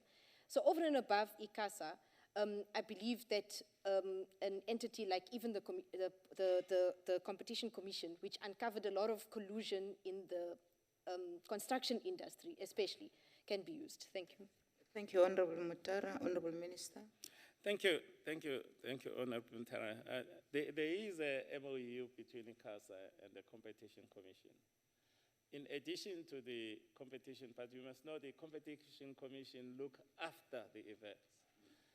The ICASA must look before actually these things happen. So that's why there's the need to collaborate, although they are governed by different legislation. So they've signed an MOU to monitor these things so that there'll be no collusion. But if you look at what is actually happening, now that we've asked for transparency, so they have to disclose what are the prices they are charging us. There was a presentation recently here in Parliament which then shows, but what is key, if we check, I won't mention companies here, but I know the company majority of you are using is the most expensive. But because they've got marketing power, they'll market, they spend more money in marketing than actually, but the cost of what they actually give it to you is relatively expensive. So we'll urge the members and the public to study. We have also, through this transparency regulation, said they must disclose upfront when you are signing that contract or when you are buying that prepaid from them, particularly on the contract side. What are these services they're going to give to you, and at what cost? But I'm not sure how many of you, when you're rushing to sign the contract, actually read those things. So those are some of the measures we are really saying that the importance of the new entrants, really, I would really like to stress. Just yesterday, I was lucky, I was in a colloquium with black ICT practitioners who are businesses in the industry. They are really crying. And some of them, they were saying they've got licenses in countries like DRC, Tanzania, Nigeria, but they don't have licenses. So the issue of the use of spectrum as a national resource, we really hope that when we are locating the spectrum, it should be one of the considerations whether we are not creating a monopoly or duopoly through the use of spectrum, so that everyone has got an equal access to this important national resource. Thank you very much. Thank you very much, Honorable Minister. Honorable Mtumia. Thank you, Minister. And now that you make reference in your response to new entrants or new licensees, I know this question may require detailed response. I'm more than willing to accept a written response from yourself. With regard to the user licenses that were granted licenses some years back, who in my knowledge have not kicked off the ground, most of them. If you could provide details of what really are the challenges around those user licenses, most of them BEE licensees that were awarded licenses. And secondly, the issue of the role of played by universal service agencies in assisting those user licenses that were awarded some years back. I know you may not be in a position to respond to that. Now I'm more than willing to take a written response. Definitely, we will try and give you additional information. But there were quite a number of people. Most of them, they were regional operators. The real challenge is access to infrastructure. It's a main constraint. I mean, you may have a license to run your own network here in Cape Town, but there are already existing players. If you're going to put huge money upfront on your own as a small business, there were no support mechanism which we put as government for those new startups. So that's what caused them, that they were granted these regional or local licenses, but they couldn't really compete, because if they are at the maze of the big boys, or not boys and girls, if they are at the maze of the big companies to negotiate, obviously these are the people you are competing with. So those are some of the challenges, but we can provide you with the details in relation to that. But it was the amount, of course. In the new policy, we are talking about not user fund, a digital fund. Part of the digital fund will be to extend the infrastructure to rural areas and informal settlement and townships. But also another big chunk of it will be to assist the new entrants, because it's quite difficult to get finance in this industry. It's not like building a firm where I can go and repossess. It's more of intellectual properties and non-tangible things, really, except those who have already built the infrastructure. So the digital fund we're proposing will also go a long way to make sure that there's growth in the industry, there's new entrants. Thank you very much. Thank you very much, Honorable Minister. Honorable Kaula. Thanks, Honorable Chairperson. Honorable Minister, thank you. Just want to find out how big is the gap between what they charge, because you say they are international or regional players. How bad is the gap between what they charge here at home? Okay. Honorable Singh, please switch it off if ever you can put it on a silent mode. Continue, Honorable Kaula. Thanks, Chair. How bad is the gap between what they charge here at home and what they charge elsewhere in the world? And is it impacting badly on us here, or maybe we are better off than what they charge outside? Can you do that comparison for me? Thank you. Honorable Minister. Thank you very much. I may not have the details of how much they actually charge as operators, those who operate here and abroad. But I can give you what they charge us here, because this is the information which come from their submissions as required. But I can give, because it's quite detailed, it differs. It differs in prepaid, it differs in this. But what is strange in this market, I'll offer to give you the additional information. What is strange? The smaller companies seem to be much cheaper. And those who are struggling in the market, then it tells you that there's something wrong in the market. When somebody say, I'm dropping the price, and others just look. So we see you. So there's something, that's what we're trying to do with the new policy, to say, let's address this market failure, because if the smaller guys are really, they charge you the smallest in terms of this, I'm talking about on the data side. and those who have got mass of they charge you most. You'll expect the difference, that the bigger guys will charge you most to kill the smaller guys. The smaller guys are very innovative. They are trying to put technologies which make us save the money. But the bigger guys, they are also innovative, but they are not innovative enough. That may be one deduction out of it. But if you check South Africa, much as we are saying, we are still relatively high. But we are better than some of the countries in the African continent where most of our companies operate. For some of you, I know you spend a lot of time not in Europe, in Africa. You must just check how much the data as you learned.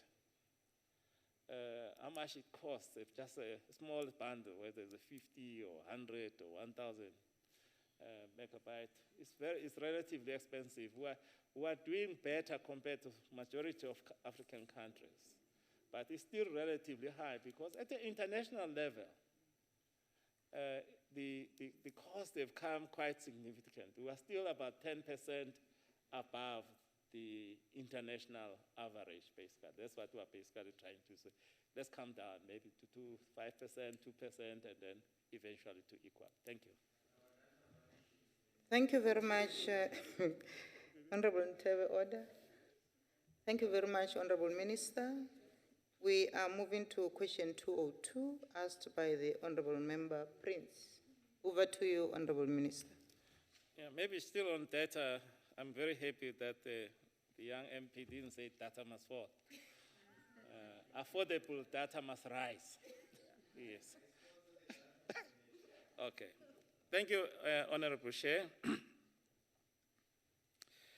On the issue of the delays in the corporatization of the Post Bank, Chairperson, this is quite a long journey we've been undertaking. First, it was, I think in 2005, we have to have a memorandum between the then Minister of Finance and the Minister of Communication, because the legislation seemed to be not talking to each other. A lot of amendments were done in the legislation. Basically, the post-bank legislation was developed, I think, in 1997, amended in 2010, and again amended in 2014. So those are some of the delays which has happened, but the Parliament has passed the amendments. The other challenge was that we must have adequate funds. So there was a negotiation with Treasury. There is money now which is ring-fenced to make sure that there is adequate capital requirements. If you're going to corporatize as a bank, you need to fulfill that requirement. Since 2013, we have been involved in what is called Section 12 application, where we have been asked to applying to get a permission to establish a banking company. It required a lot of things. It required that first we separate the assets of SAPO and the proposed Post Bank. It said that we must then submit the names of South African individuals who are going to be in the board, and they had to be screened. And they call it fit and proper assessment. We submitted those names, and the South African Reserve Bank, which is a regulator, is still screening. I'm informed quite a number of them have qualified, but others, because they must have banking skills on the main, and be able, risk managers, so that they can manage the risk. So we've done that on the nomination of people to serve in the Post Bank. We've separated the asset. We're required also to separate the financials, because the Post Bank at the moment is just a division of the Post Office. So we've done that. On top of separation of the financial, we're asked to give 3-year projections, that if it is granted, then it'll still be a going concern company. It won't be broke. So all that has been done, and in July this year, I think 4th of July, we then granted the permission to go to the next step. The next step now involves it's called Section 13 application in terms of the Act, the Banking Act. It say we must now register the company, controlling company first. We must decide who will be the controlling company, bank controlling company. Then after that, register that company. After that, then we must also appoint the board members. We must, after appointing the board members and registering the company, we must define the relationship clearly between the SAPO and this new entity.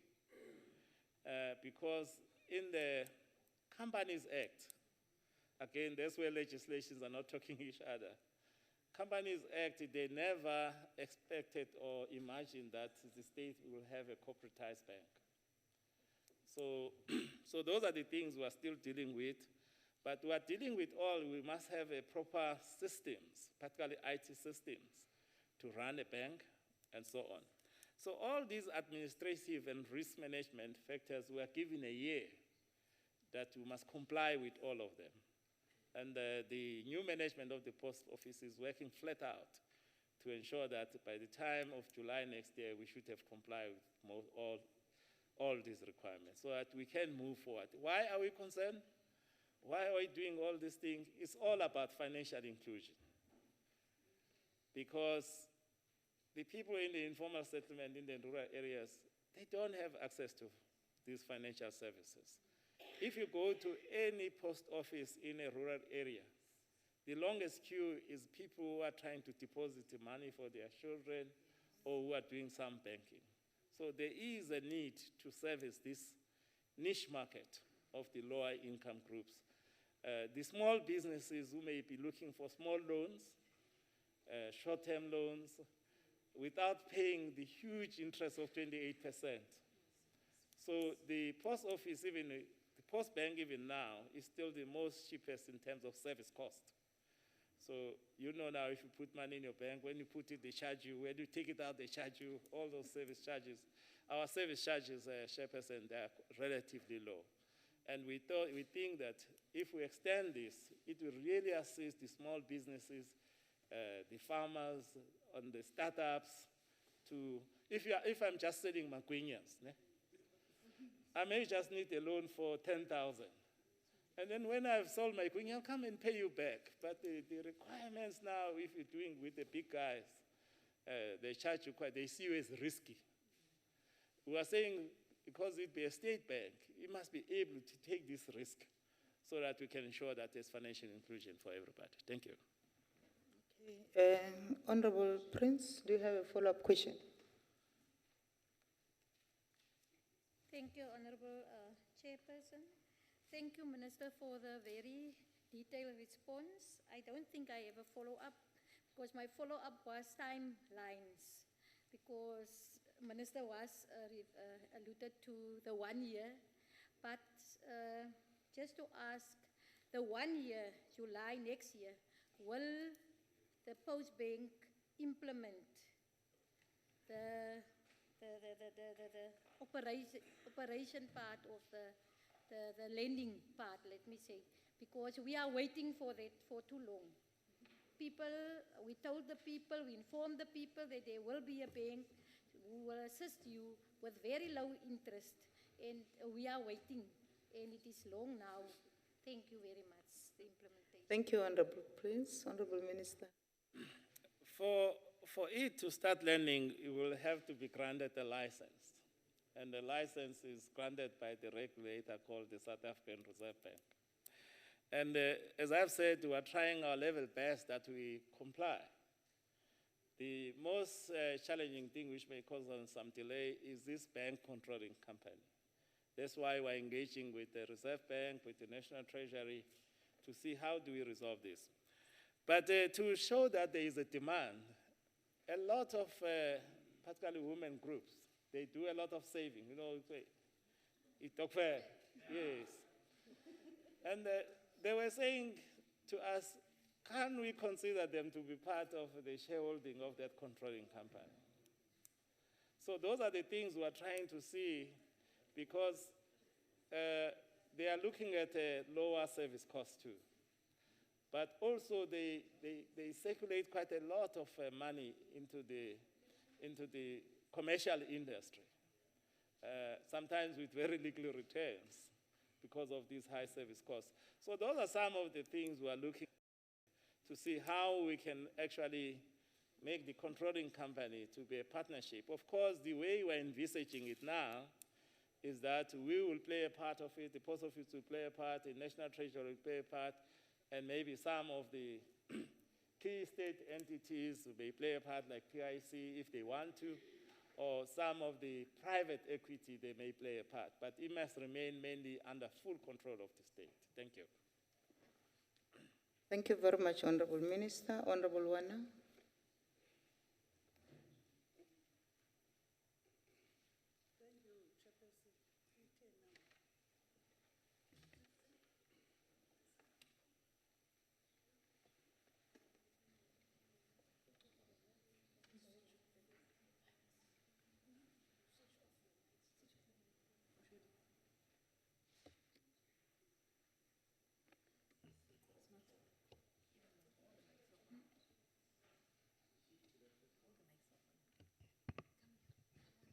Try this one, Honorable Wana.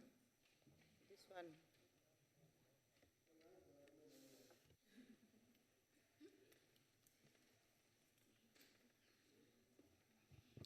Chairperson, thank you. My follow-up question, Minister. There's a program of bank cooperatives. In my own analysis, I thought it's an arm which is trying to tilt the balance of forces within the amalgamated banks of South Africa, so that the poorest of the poor can benefit or can make a change. Secondly, Minister, in the preparation of a better financial service done by the blacks, who are majority, is there any document maybe can draft a banking charter? The banking charter can also accommodate across the spectrum of our own. Secondly, what if, as you are putting it, this post bank can be established in the rural area so that the older people cannot go to a town for their grants? Secondly, what is in place in terms of monitoring the participation of Telkom when it comes to restructuring? Because first restructuring is targeted the ordinary working class like technicians and other staff. And on that, what is the framework that can target even the executive? Because the transformation of Telkom is too slow in terms of the apartheid system, which is still operating. Thank you. Thank you very much, Honorable Zwan. Honorable Minister. Thank you very much. As I said, the cooperatives, they will benefit. That's why we're looking whether there can be a relationship, if it's allowed. We're exploring those things. Like Stockfells, they'll benefit for such a endeavor because even currently, the lending rates of the post office are still relatively low and the servicing costs are very low. In terms of the focus to rural areas, yes. We would like the focus. We're not really trying to compete with the big four. I think I should correct this because after the just granting of that permission to form the company, we saw the big ones saying that we were going to compete with them. We've got no intention to compete with them.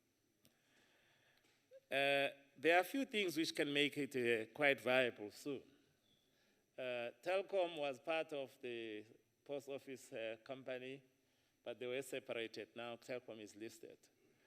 But in our reform of state entities, we are looking for some form of a partnership because Telkom is running fiber. For you to run a bank, you need to connect to high capacity network.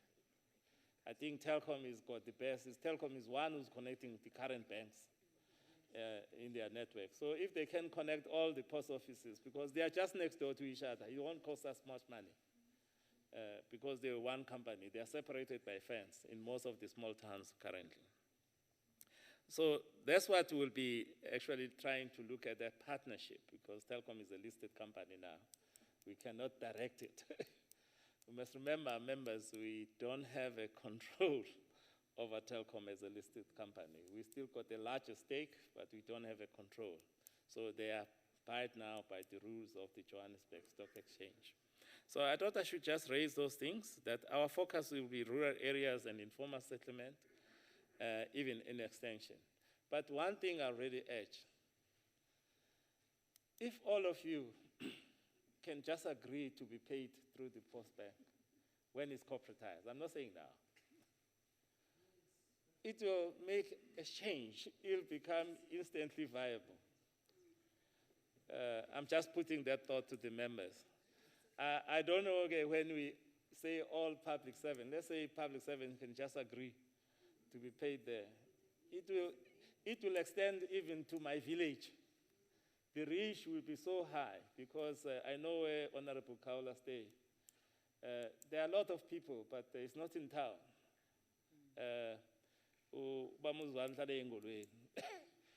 So, lapha nje kunkosi uMavundla nalapha unkosi Khawula singayikwazi kuyifaka.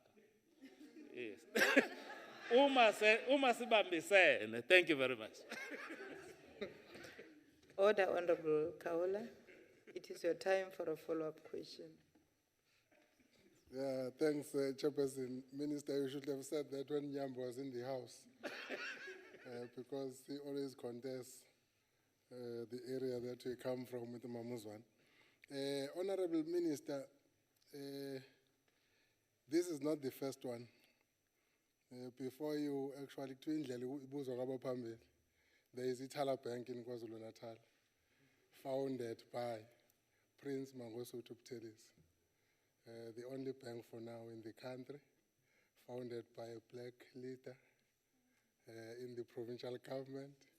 But of course, you referred to the niche market that Itala is serving at the moment. It will be a good thing for you to be paid through Itala too, because it's your home bank.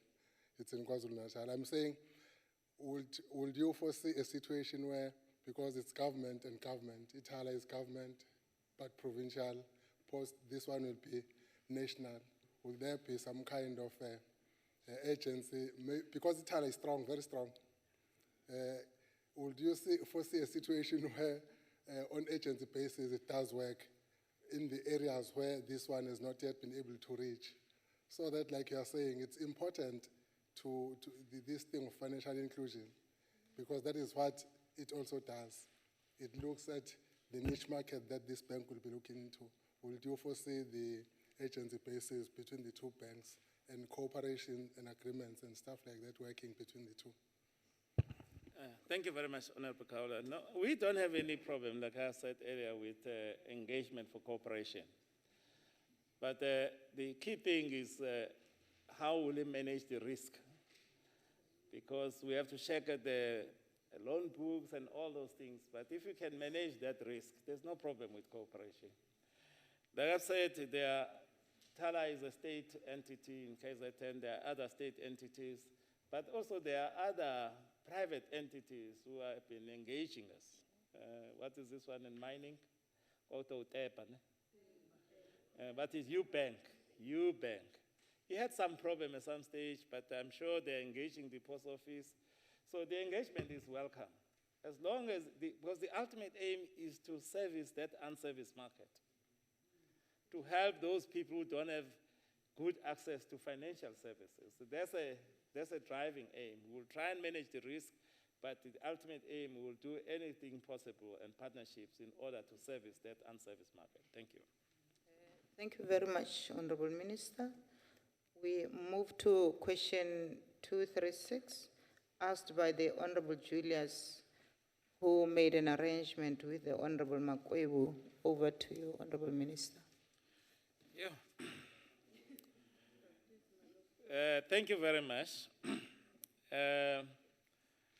30 outlets were closed in 2015 and in this current financial year.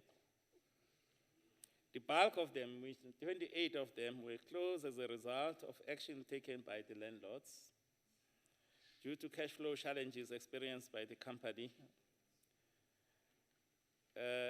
Particularly regular and on-time rental payments could not be made to landlords because of the challenges we faced over the last few years. And in some instances, lease agreement had expired and landlords were no more interested in us negotiating renewals. The two of them, it was basically forced closure, not because of landlords. I think one of them is in Limpopo. It's called Chikondeni, or Chikondeni. It was closed because there was a mine there. When the mine closed, it means that area just died. There could be no economic activities. It was closed. The other one is in Northwest called Entabedi outlet. Same thing. If the mine is closed, particularly small towns, so they become no activity. If people leave, then there's no need for any business in those areas. In short, 17 were closed last year, 2015, and 13 this year. There were 2 branches in Eastern Cape. I can give the names for those who were in Eastern Cape, Kwazakele and Vincent. There were 3 branches in Free State, Washabelo, Clarence, and Universitas. There were 10 branches in Gauteng. There are many, Atteridgeville, Donnerboom, Dawsonville, Germiston, Melville, Morningside, Motswaledi, Pomelong, Vona Valley. But in Gauteng, most of them, they were in malls. Remember, post office, at some stage, they left their own buildings, went up a few kilometers to malls, and now the renters in malls, they are going up. So we have asked them to go back to their own offices. There were 6 in KZN, Hatefields, Qualbert, Ramsgate, Talana, Water Tower, and Westwood. There were, we said 1 in Limpopo, already mentioned, and 2 in Northwest, and 1 in Northern Cape, and 5 in Western Cape. Western Cape in Bloemfontein, Heidelrand, Idas Valley, N1 City, you know that mall. Couldn't afford the West Coast Village, and as I've said, in Northwest, Muldersproit, there was a second one, Northern Cape in Diamond. So those are the offices we really will close because of the operational difficulties. If we answer the first question, which the member didn't make arrangement, which was saying why we made a loss. Yes, it made a loss because we have declining mail volumes, but also there's an entity there, subsidiary of SAPO called CFG, which was collapsing. So it made a 48% loss in the last financial year in the logistic environment, and almost 9% loss in the mail, no, 6% loss in the mail environment. But members must also remember the strikes we had, they've got lasting impact. Particularly the strike we had in 2014, it caused us to lose, the customers to lose confidence in SAPO. It's very difficult. Some of them went digital. Some of them went to private operators. So we're still trying to recover. Mark Ban and the team, they are trying to do that to recover and give confidence to the market again. So the impact of the industrial actions, particularly if they are prolonged, they've got a long-term devastating impact on these companies. Thank you very much. Thank you very much, Honorable Minister. Honorable Makwebo, do you have a follow-up question? Thank you very much, House Chair. Thank you, Minister. I hear your reply, and with due respect, Minister, I wish to follow that up. You have indicated that due to operational requirements and operational difficulties, the South African Post Office ran into serious losses to a tune of more than R1 billion, which is a huge money. Be that as it may, I want just to take you to a statement in the annual report of 2015-2016. The CEO of the South African Post Office, Mr. Mark Barnes, made a serious statement that I'm worried about this afternoon, and I quote what he said. 2016-2017 is to remain tough with losses that may exceed those of the past year. A return of profitability is not expected before 2018, close quote. Now, Minister, it is clear, therefore, that it will take time to get the post office right and to take it to profitability. Question then is, are we going to see more post offices closing down? And if so, does that not undermine service delivery to the poor and the rural areas that need the service of the post office? And if not, can you assure us that despite the challenges, there will be no more closure of post offices? Thank you. Honorable Minister. Thank you very much. Yes, there were operational difficulties. The 1.1 billion in loss we made in 2014-2015 financial year was a result of what I've just said. But it was less than on 2013-2014 financial year. We made a loss of 1.5 billion. So while we're still losing, it's coming down. Why is it coming down? Last year, we produced what was called a strategic turnaround plan, which is being implemented now. That plan didn't look that there'll be profitability this year in 2017, but we're looking at reducing the cost and increasing the business of the post office so that by end of 2018, we should come to profitability. So that's what we are implementing. Are we going to see more closures? No. I can say since we appointed a new board, you remember previously we have to speak nicely to the previous board and they all resigned, so we appointed the administrator. Now we've got a new board we appointed last year. They are doing a fantastic job. So the leadership battles have been sorted out. Now we are stabilizing the senior management. Earlier this year, we appointed Mark Barnes as CEO in January. We are trying to prioritize the appointment of the CFO. The previous CEO and the CFO, they were put on disciplinary process, and then eventually they parted with the company.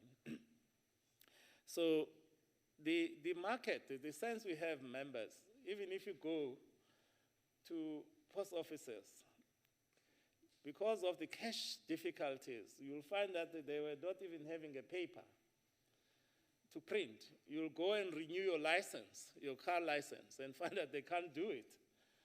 You'll go and buy stamps and find that there are no stamps because they were really in cash challenges, massive challenges.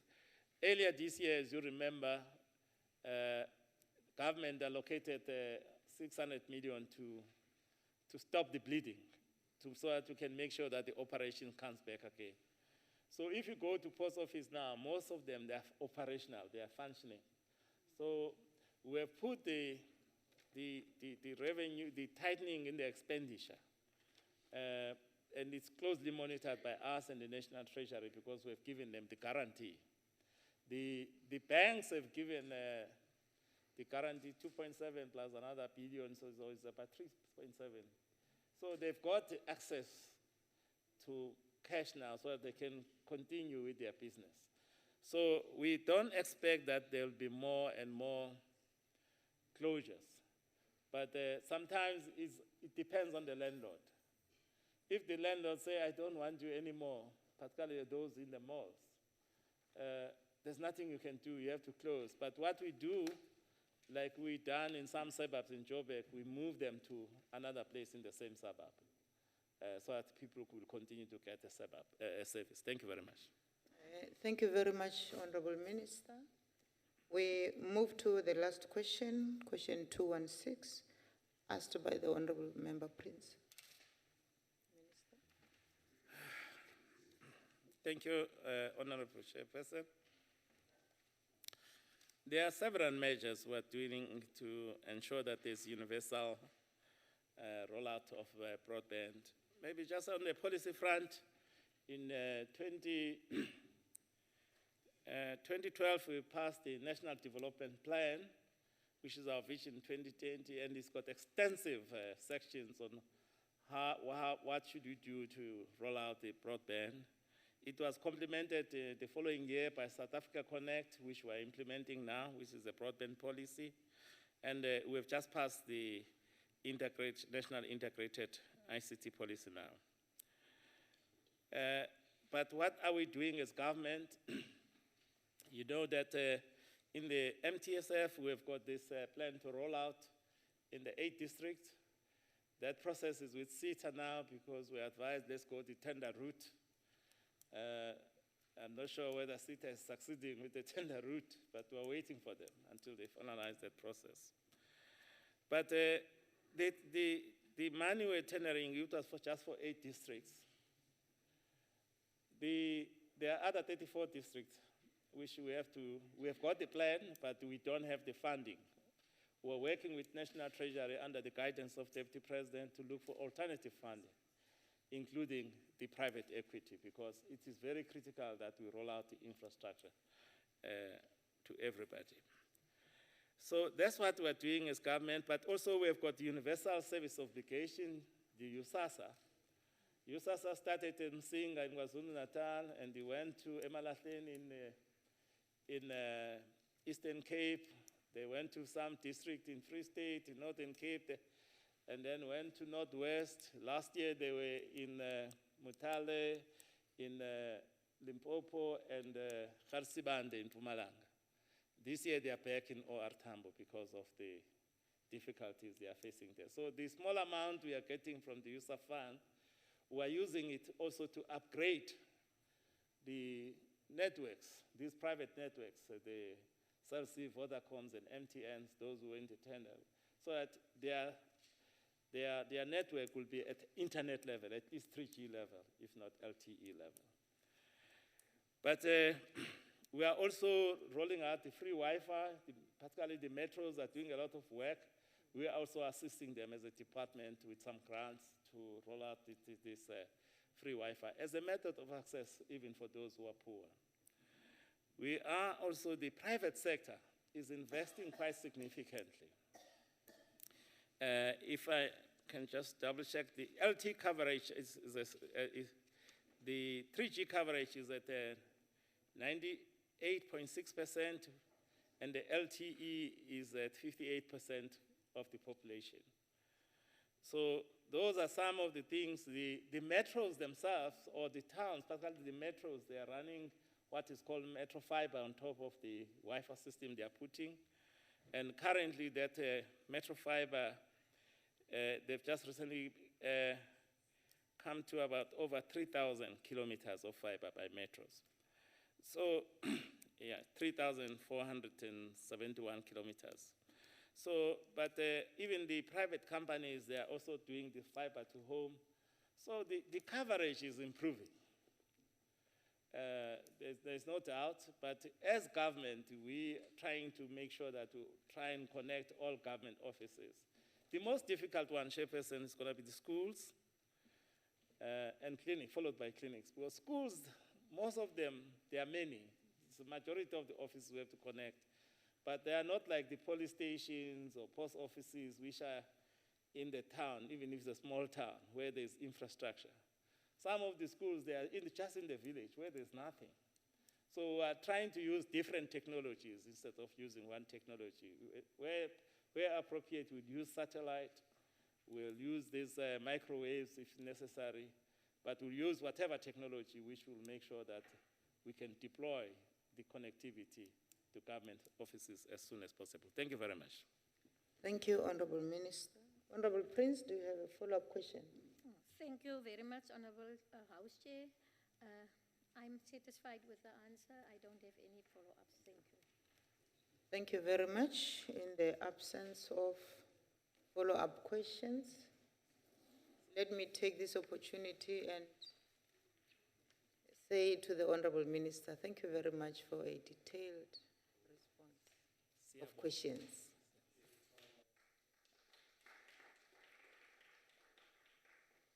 Thank you. The honorable members will recall that the first order was scheduled to continue after the questions. I shall now call the Honorable Zwane to ascend the podium. Thank you.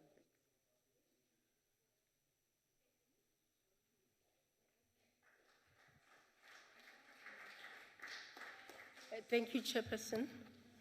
Honorable members, let me take this opportunity to apologize to the House for having not been in the House during the time I had to present the report. It was for reasons beyond my control. I've got high respect for the House. I am presenting before the House the Amendment Bill, B36B 2015. It is a statement on the Higher Education Amendment Bill. The ANC has always striven for a higher education system that is progressive and transformed to enable it to contribute to the reconstruction and development of society. Such a higher education system is underpinned by the democratic values and principles of representativity, accountability, and transparency. Honorable Kaula. Chairperson, I think we are running a futile exercise because we already do not have quorum, so we will not be able to proceed with that item. Okay, I take what you're saying and understand it, but let us allow the honorable member to continue. Thank you, Chairperson. Institutions that comprise the higher education system must have a degree of autonomy in determining their affairs, balanced with the need for monitoring, evaluation, and public accountability. This amendment bill seeks to amend the Higher Education Act 101 of 1997. It advocates and emphasizes the principles of public accountability, inclusiveness, good governance, and safeguards institutional economy and academic freedom. What is evident are institutions of higher learning that appear to be struggling to achieve the necessary progress on transformation. The principles of academic freedom and institutional autonomy have in some instances been used to justify lack of transformation. A lack of public accountability has been a challenge in some institutions, and this has led to government having to intervene.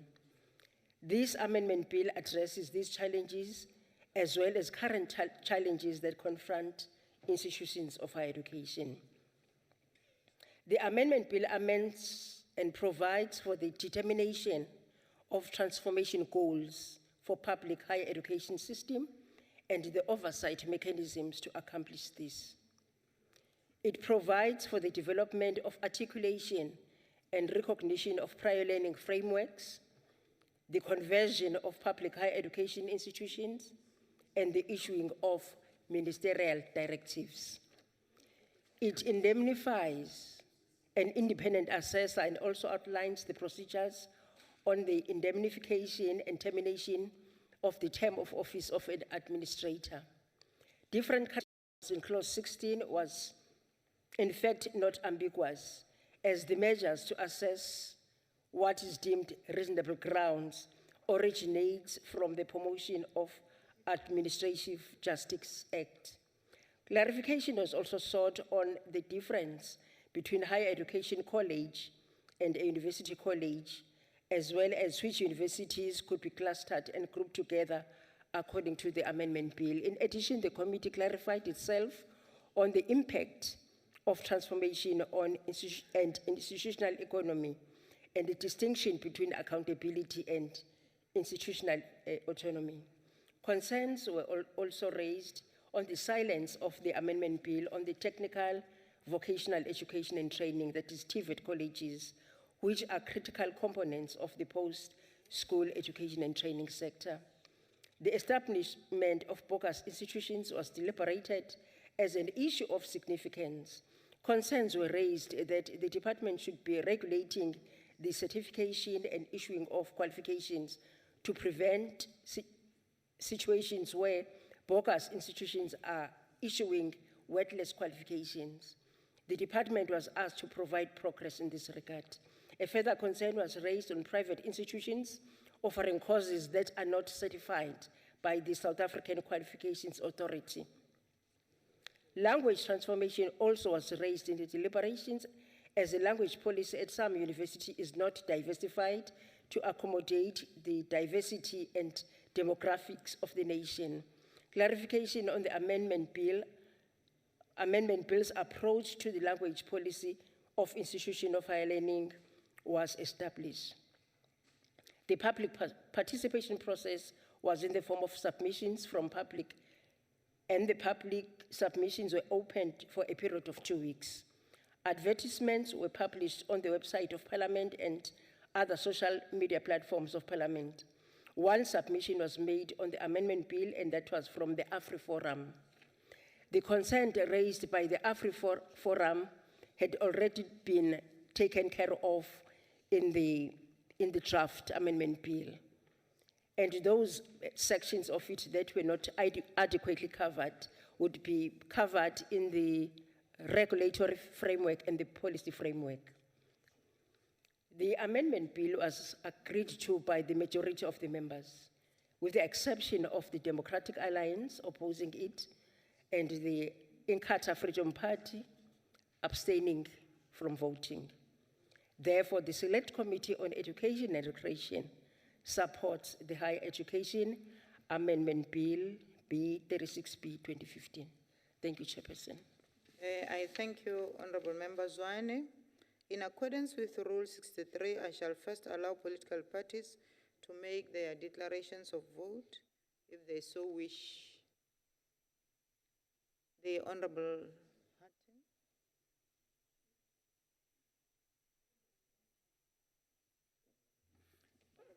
Honorable Chair, my surname is Hatting. Okay, Honorable Hatting. Honorable Chair, the National Development Plan, inter alia, demands of higher education. This bill does not support the NDP to achieve these outcomes and goals. Instead, the bill perpetuates the pattern of increasing state control and expanded ministerial prerogative. The Democratic Alliance opposes the following: that this bill will allow the minister to simply require reason to believe rather than concrete proof that an intervention is necessary. This will make it easier to suspend university independence and more difficult to challenge such a decision in court. The phrase reason to believe was in fact used by the apartheid government to make it difficult to review any government decision. Honorable Hatton, your time has expired. Honorable Chair, I've got your 3 minutes. Pardon? I do have 3 minutes. Yes, your 3 minutes is over. Honorable Chair, the Democratic Alliance opposes the Higher Education Amendment Bill. Thank you. Thank you, Honorable Member. Honorable Mukashupi. No, thanks, Honorable Chairperson. The African National Congress supports the bill.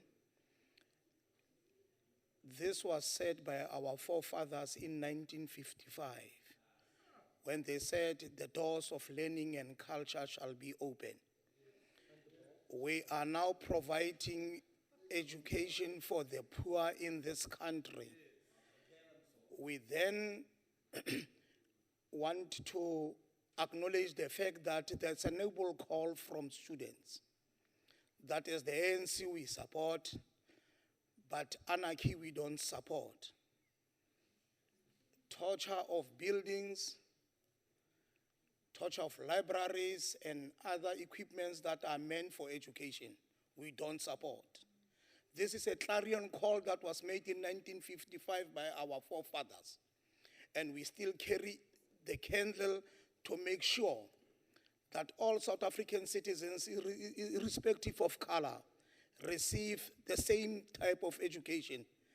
And nobody, except the African National Congress, has ever called for education for the poor, because it was education reserved for certain individuals.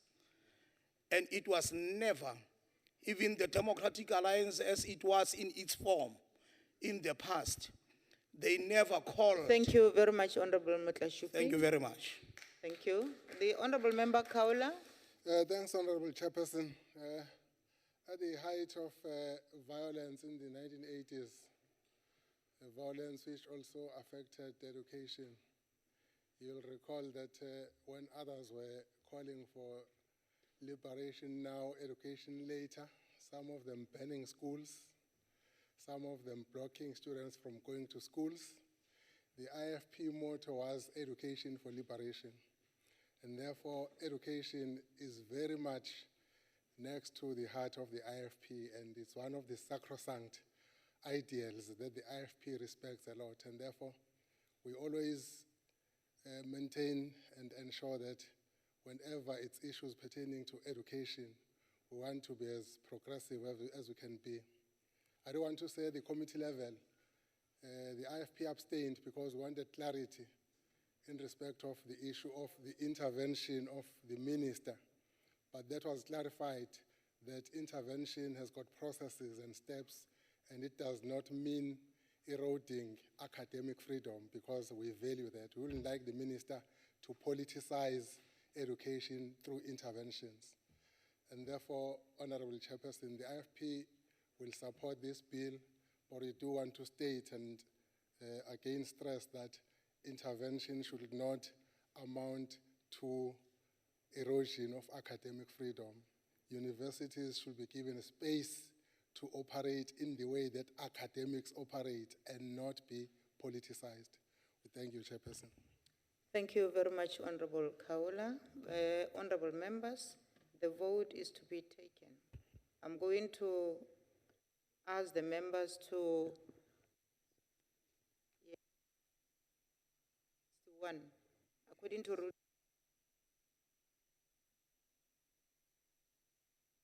saying the vote is to be taken, but the bells must be ring for 3 minutes.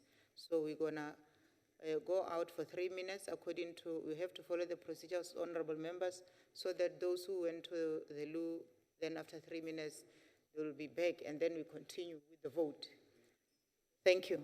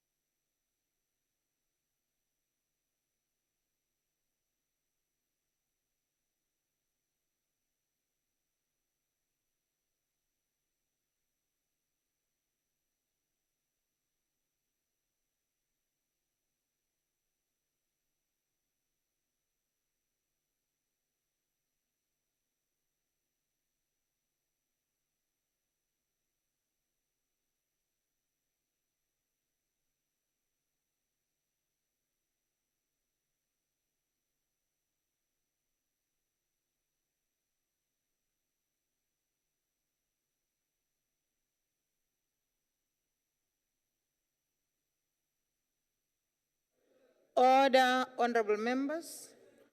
Can the honorable members take their seats?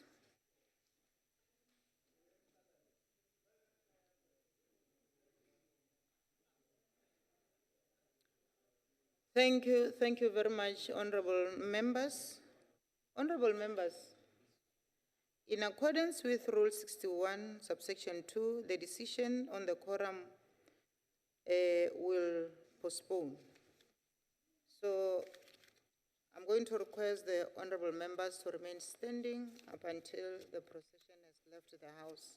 The House is adjourned.